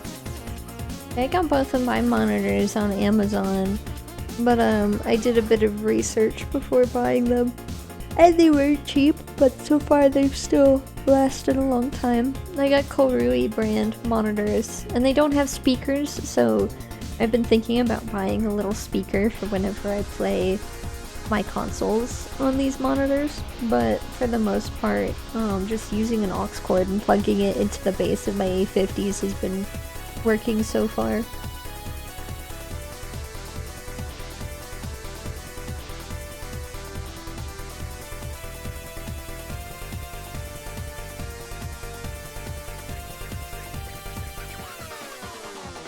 So like if you ever need like an emergency like cheap monitor replacement, then Korui brand, and it's spelled Koorui.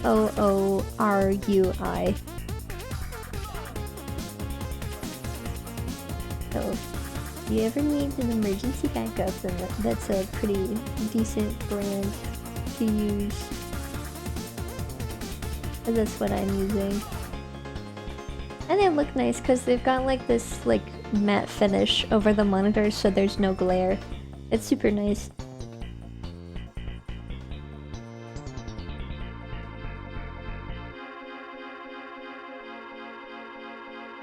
Ooh. That does sound nice. I still haven't done that yet, because I get a little shy, but like maybe one day. Collabs are pretty nice.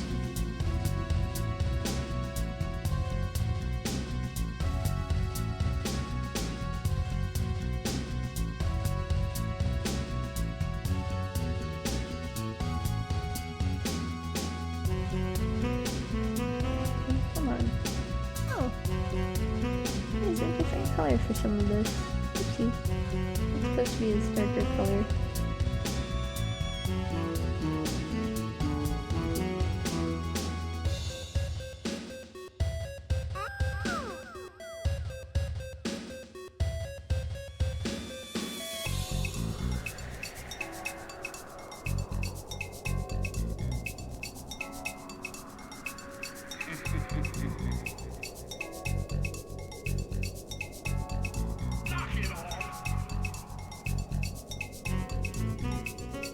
How did I not notice that I was using the wrong color for some of this?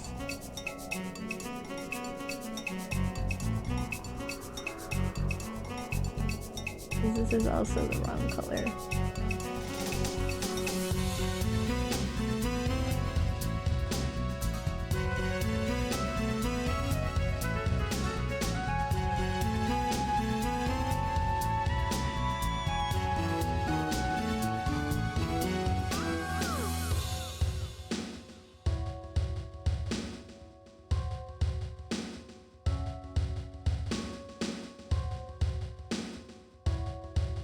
Yeah, I get that.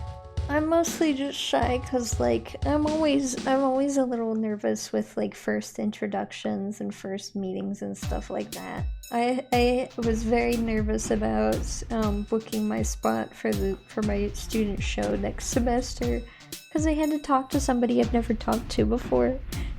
And I was very nervous, but like once you get that out of the way, then everything's fine. And like I know it's a little more complicated whenever you have like a voice insecurity, because like I've dealt with my own voice insecurity. I have managed to overcome it for the most part. So like I'm hoping that you can possibly do the same as well. and become a little more comfortable with your voice. But like, I understand if that's just not really possible as well.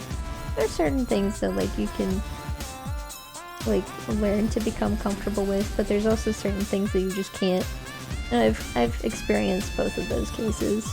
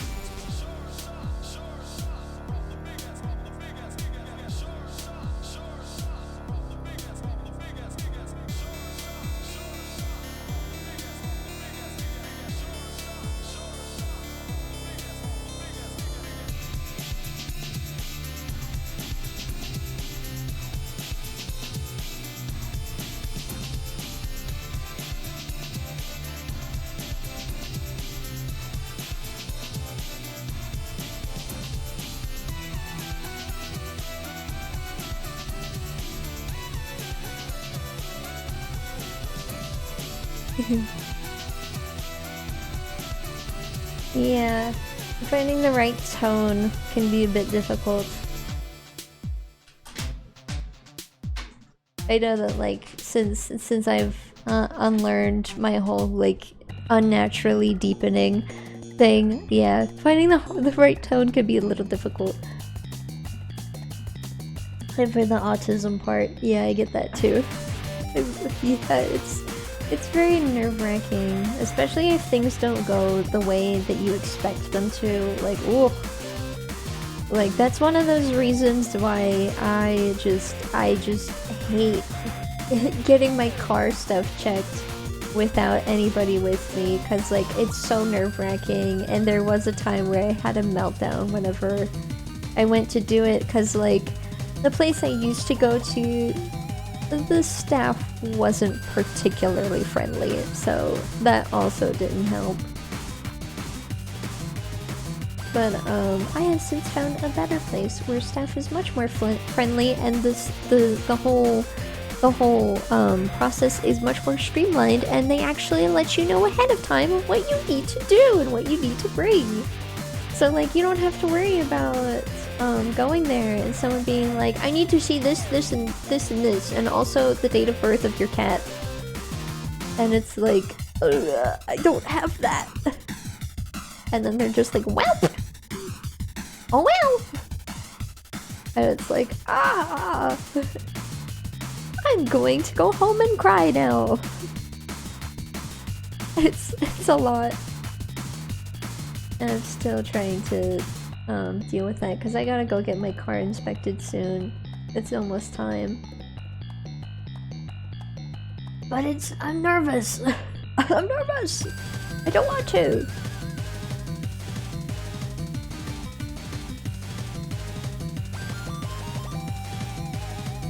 But I'll do it. I have to. I must.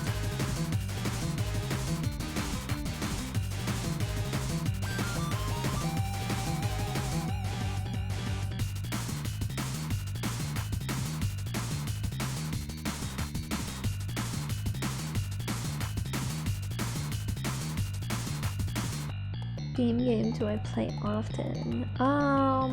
Well, one game that I've played a lot of that I haven't played on stream has been Hardspace Shipbreaker. I find that game to be very relaxing, very nice, sort of like stress relief type of game. But aside from that, most of the stuff I've been playing has been on stream, aside from console games. But those are on console, so I can't really play them on stream yet. I would really like to get a capture card, that would be very nice. But I need to do more research on like how those work and like what's the best option and all that stuff.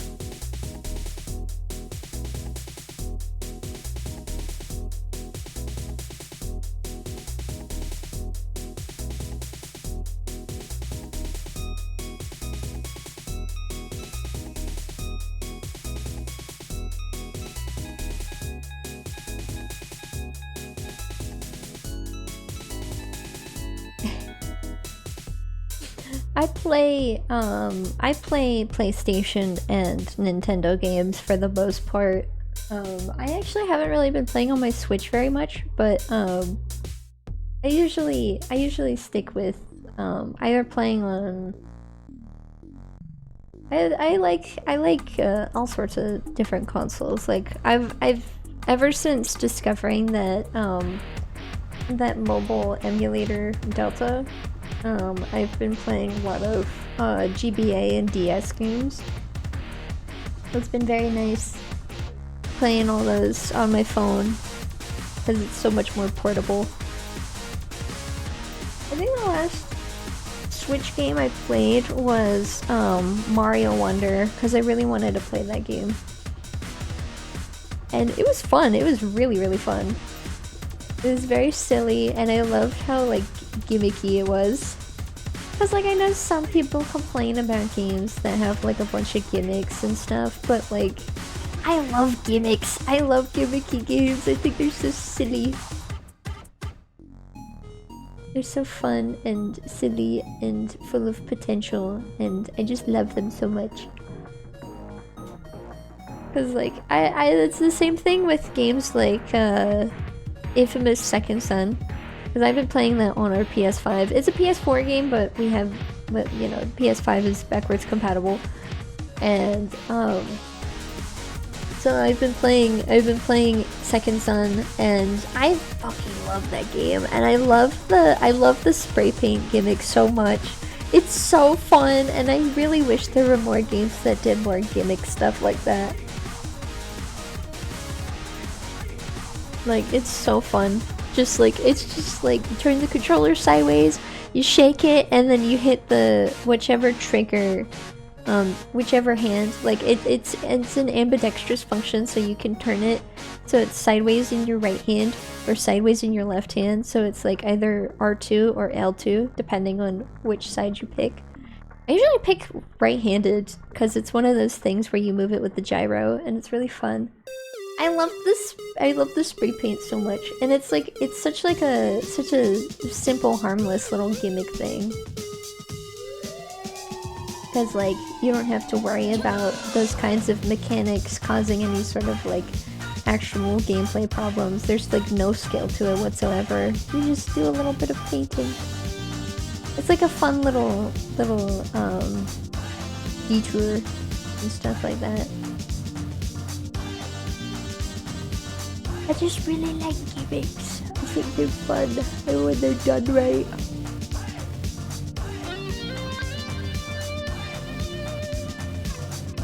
Now, if they're done wrong, like if it's not even fun, or if like it takes away from the gameplay and the story, then like it's not good. The gimmick isn't good whenever that's the case. But sometimes certain things are also perceived as gimmicks when they're not.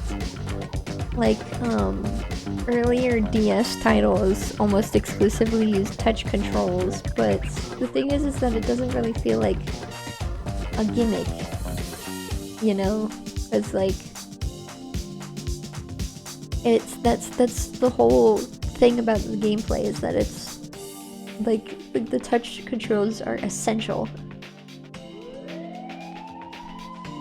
And there are certain games that like don't use very much touch controls, except for in very specific situations where it lets you know that like you're gonna have to switch to touch controls. And that's more, that's a gimmick, but like it's a fun gimmick. I'm thinking of like the last 3 Mario Luigi games, as well as like Sonic Rush and Rush Adventure. Like those games very much have touch control gimmicks, but then there's games like Zelda Phantom Hourglass and Spirit Tracks, which have exclusively touch controls, but that wouldn't be considered a gimmick, since that's like that's like the only way you control the game is with the touch controls. If it's like a specific thing for like a specific part of the game, then it's a gimmick. But if that's like the entire game, then that's not really a gimmick. It's just how the game is. Because like one of my favorite games ever is this very obscure release title for the DS, and it's Magical Star Sign, and I've occasionally mentioned it before, but it's exclusively touch controls. You can technically use the D-pad to move around, but there's really no point, since like it's entirely touch controls. And so that makes it pretty easy on touchscreen emulators, like the one I have on my phone. And just in general, even though that game uses touch controls and people have expressed a dislike for touch controls with DS and 3DS games, I still think it's fun. Like one of the biggest points of the DS and 3DS is that the bottom screen is touchscreen. Like that's where most of the gameplay usually happens, with some exceptions.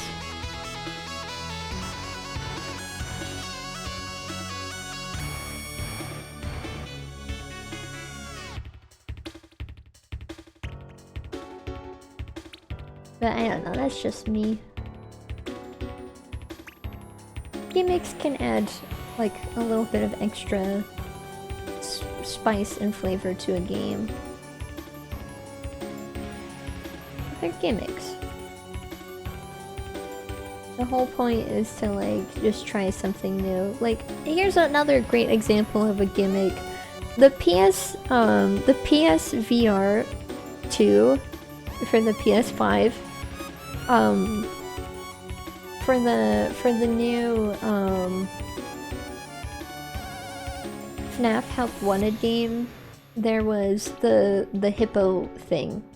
And like that is very much like a gimmick, because the only thing that's designed for, that's basically like a tech demo where like it just tracks your eyes and where you're looking. That's it. That's all it does. Like there's nothing else to it. You just look at a card and then the hippo is like, is this the card you were looking at? That's a gimmick. That's like a shallow type of gimmick. That's nothing super interesting or anything like that. It's literally a tech demo gimmick.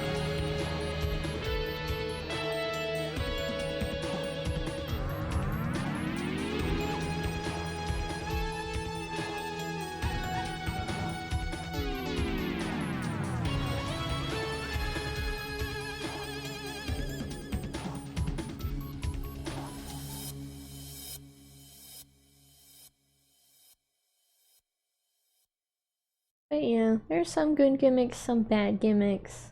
It's just how it works.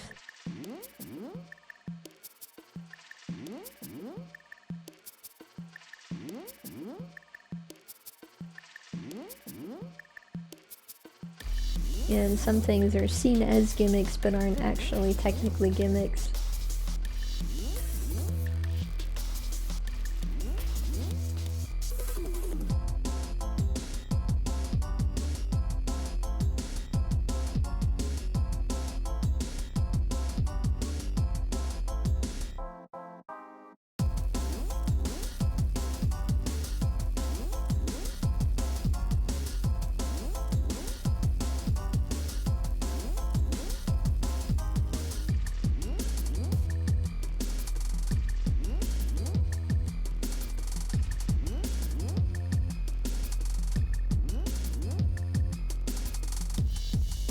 Yeah, overall, I'd consider myself a bit of a sucker for certain gimmicks, but not all of them. It's gotta be a good gimmick. Oops. Like if it's a very like shitty gimmick, then I'll be like, ugh, whatever. Like like some games have like every type of like little game mechanic ever in it. Like some games will be like exploration games, but then you'll have like a rhythm game section, You have like a shmup. You'll have like a I don't know what else, but like essentially my point is that sometimes like they're good and sometimes they're not. I think one of my least favorite experiences, like first-hand experiences with a gimmick, would be when I was a kid playing Tak and the Power of Juju. There was this one section, there's like this one boss fight that was a rhythm boss fight. You had to like hit the buttons at the right time. And I was like maybe 6 years old. And I had shitty motor skills. So like trying to do that was not easy. And I got very frustrated. And it took me forever to beat that part. But like in the third game, Tekken the Great Juju Challenge, it was much better. It was much better whenever they had any sort of little rhythm thing, because like it was just like a one-off, like, oh, you just need to hit these buttons before they disappear, but it's not actually like a rhythm game. And they were just like little mechanics in like one area. And it was like, it was pretty easy. That was easy because like also there was no punishment. You just had to try again.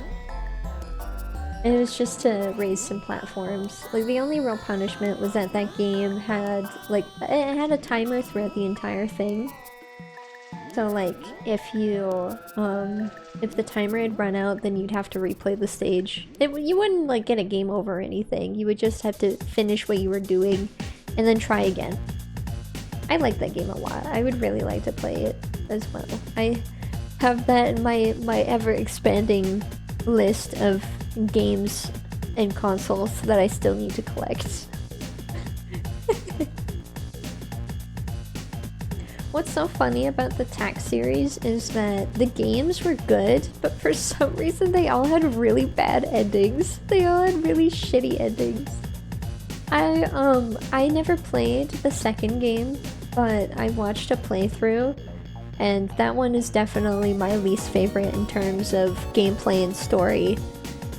Cause like, Tak 2 is an exclusively linear game.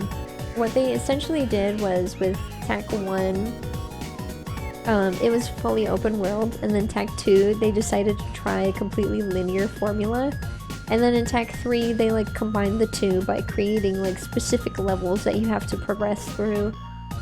And I would consider that like semi-linear because you could go back to the ones that you had already done.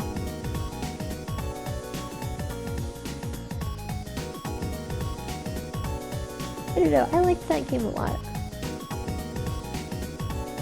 I played both Tak 1 and Tak 3 a lot as a kid.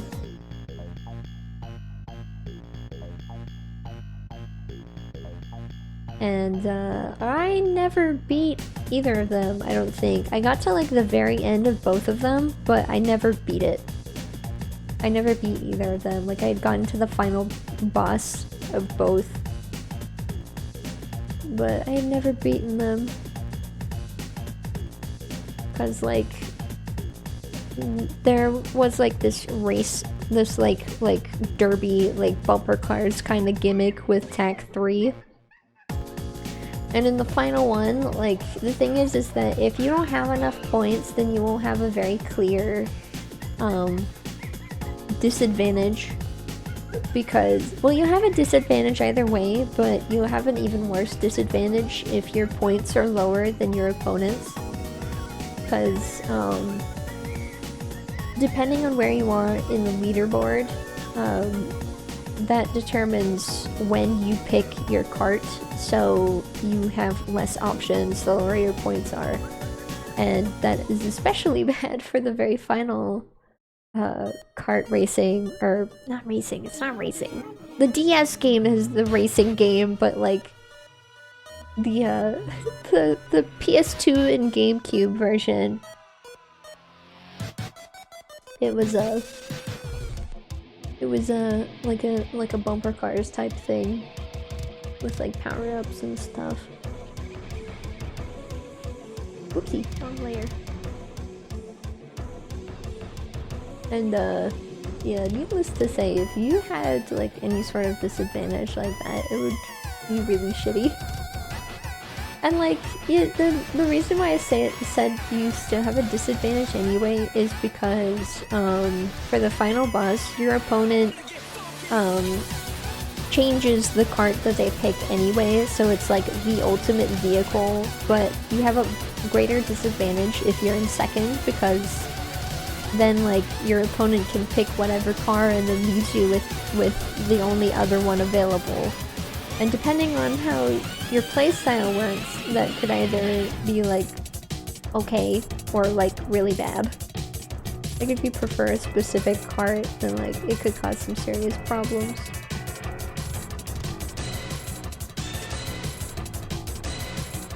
But needless to say, I'm pretty sure all of those games had like a serious difficulty spike at the end. Because I do remember being in like that final area, Tech 1, and just not winning because it introduced a lot of last second gimmicks. And I didn't really know how to control it, and then I think I lost that game or something. I don't remember. I do not remember.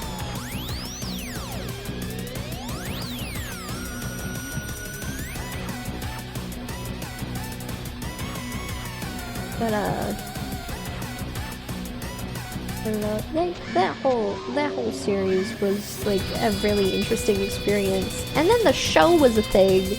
The games came out before the show did, but the show was really bad and it had a shitty airtime. Like I remember learning about the show as a kid. I was like, oh my god, they made a show for him! And then I watched it, I was like, this kinda sucks. So I stopped watching it.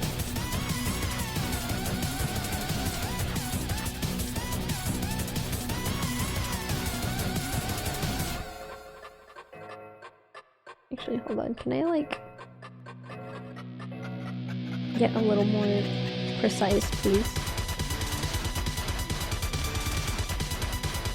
Thank you. Okay, let's put this back.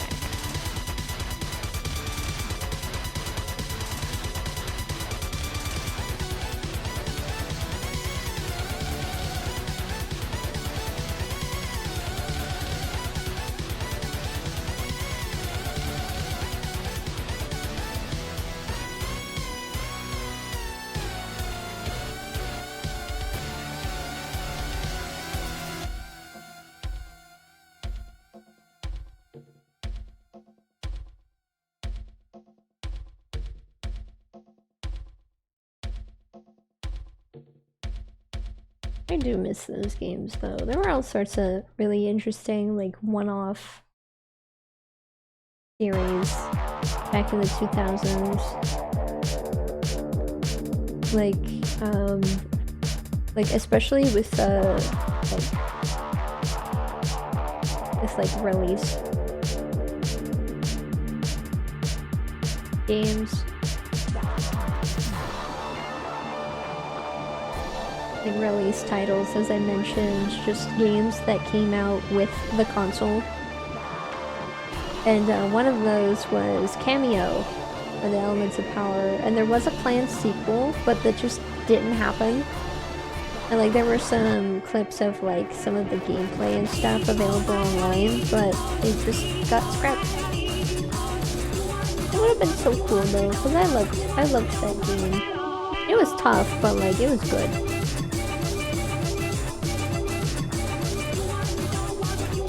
I loved that game as a kid, and I hope to replay it again one day as a grown adult with half decent motor skills.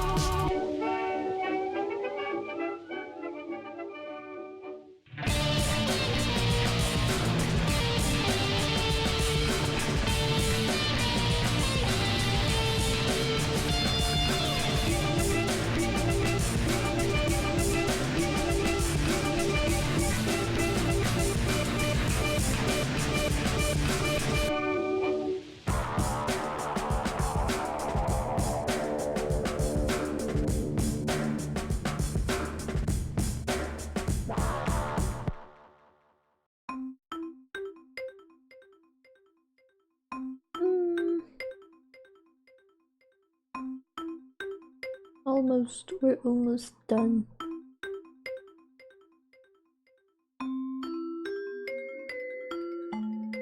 Getting there.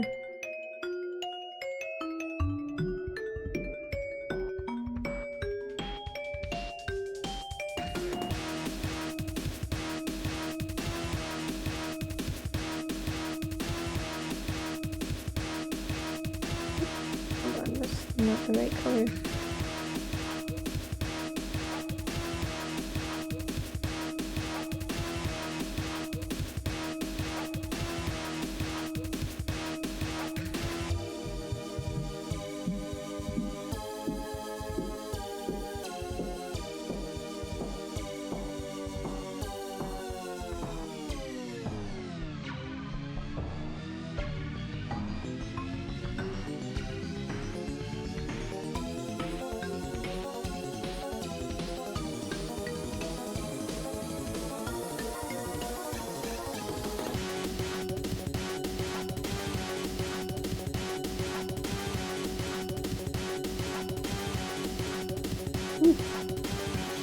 We've got some extras.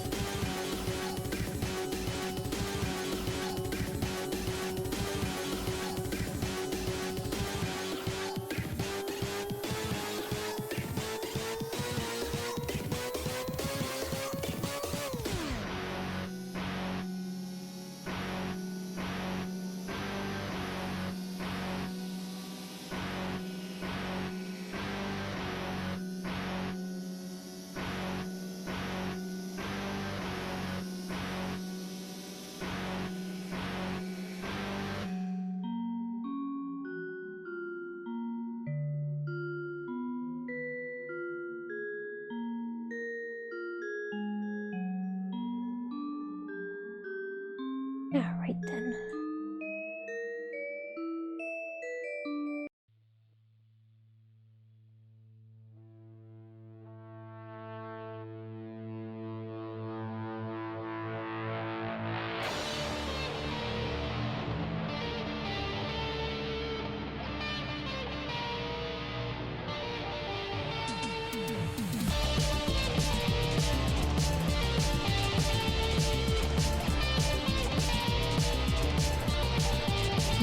Ooh. Oh, I like that.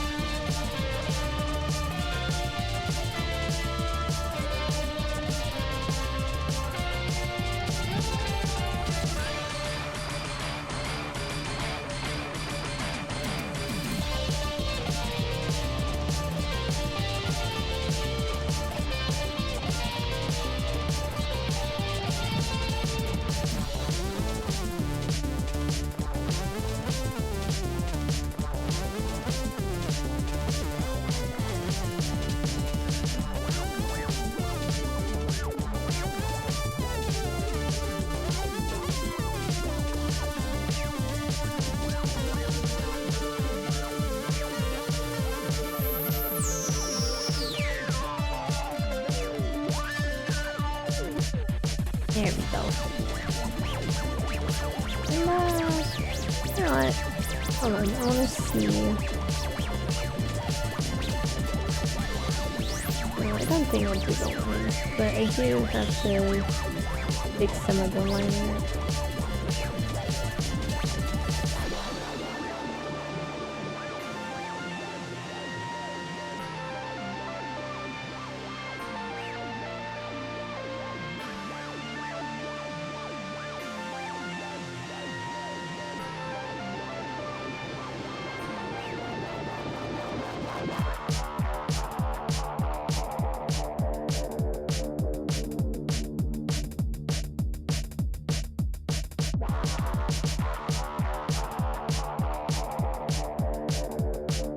Gotta clean it up a little bit, and then we'll be done.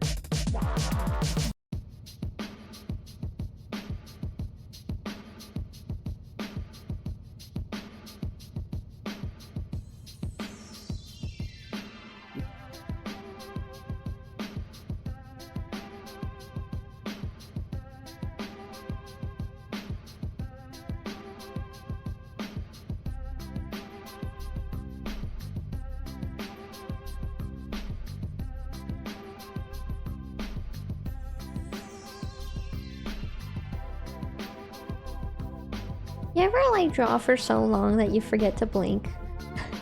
Because I just experienced that. My eyes are really dry right now. Ugh. Not fun.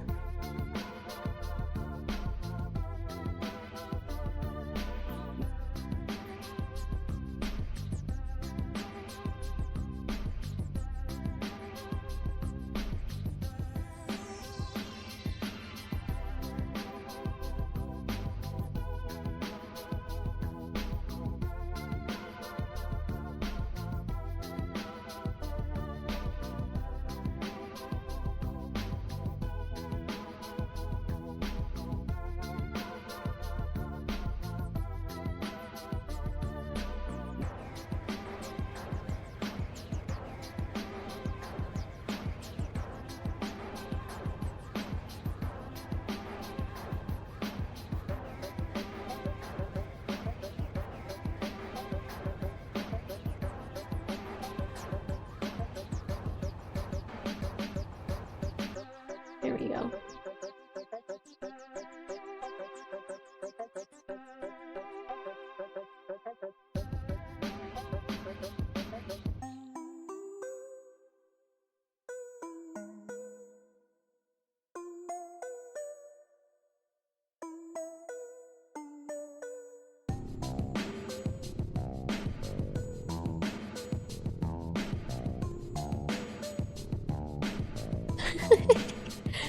Why are you apologizing again? Did you accidentally close stream again?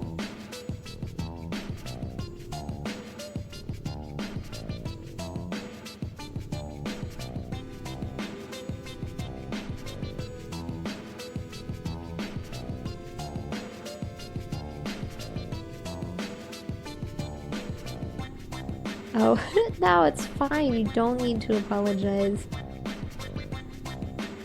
I know that like sometimes you might see like Twitter posts of streamers being like, I don't like it when my viewers do XYZ, but like I would never do anything like that.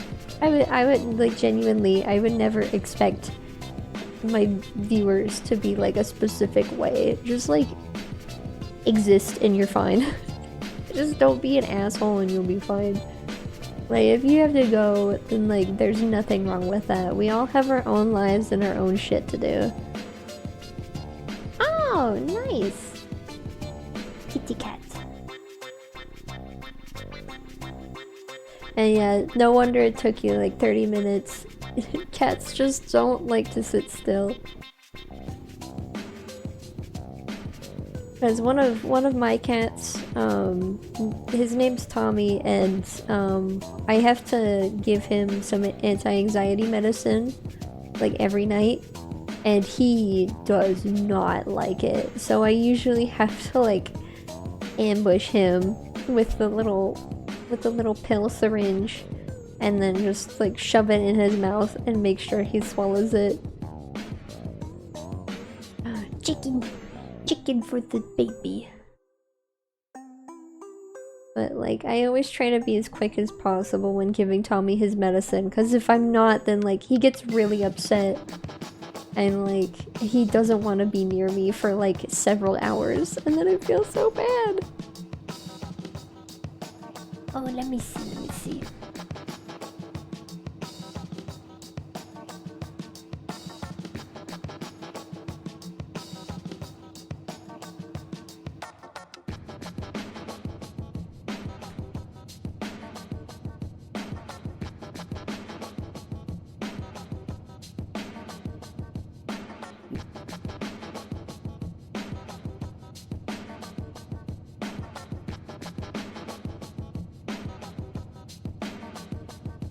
All three of my cats are senior cats. They're seniors, they're old men.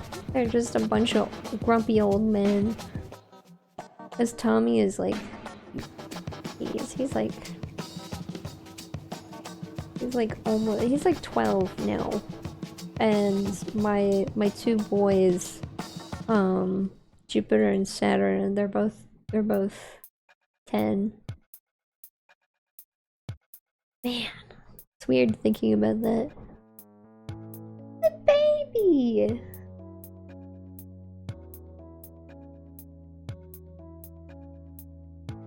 Oh my goodness, look at those pink beans. Look at those pink paw pads.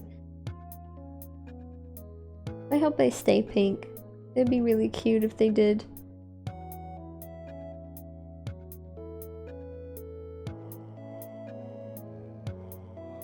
Wow.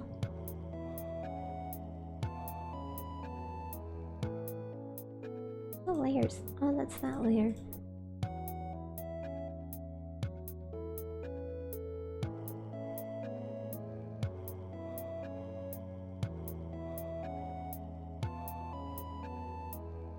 Let's see.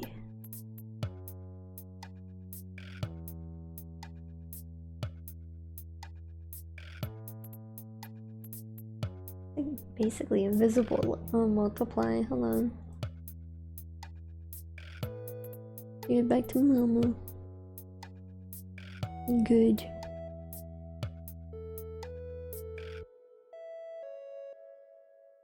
Well, I hope they stay safe under that building.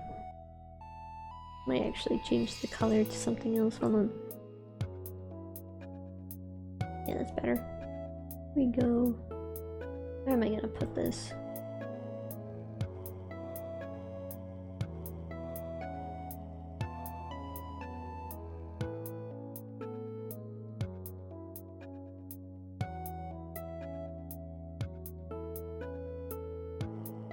That works, I guess. Maybe. I was like, if it's over here, then it's a bit distracting. So yeah, I'll just put it over here. Alright! There we go! Finished the little teaser. For the anniversary. Well, it's one of multiple teasers. I'll make a proper teaser later, but this is the drawing I wanted to make. I'm really happy with how it looks.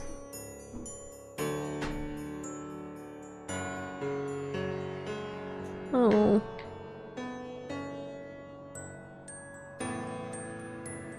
That sucks. Well, I'm glad she has at least one baby. Because I know that, like, if an animal loses their whole litter, then that can be extremely distressing. But I hope you take good care of them when they visit you each time. I know you already are, but I hope that continues and that you get to spend time with those babies all the time. Cause who doesn't like cats? Who doesn't love spending time with some sweet babies? But anyway, I'm done with the drawing, and I won't be seeing anybody again. I won't be streaming again until the 15th. So this is the last stream before the anniversary. I'm glad you love all the cats out there. But this is it for now. Next time you see me, things are gonna be different. Yeah, I work pretty fast. Like, it hasn't even been 3 hours since I made this whole piece. But anyway, thank you so much for visiting. I hope you have a great day. I'll see you on the anniversary! And farewell!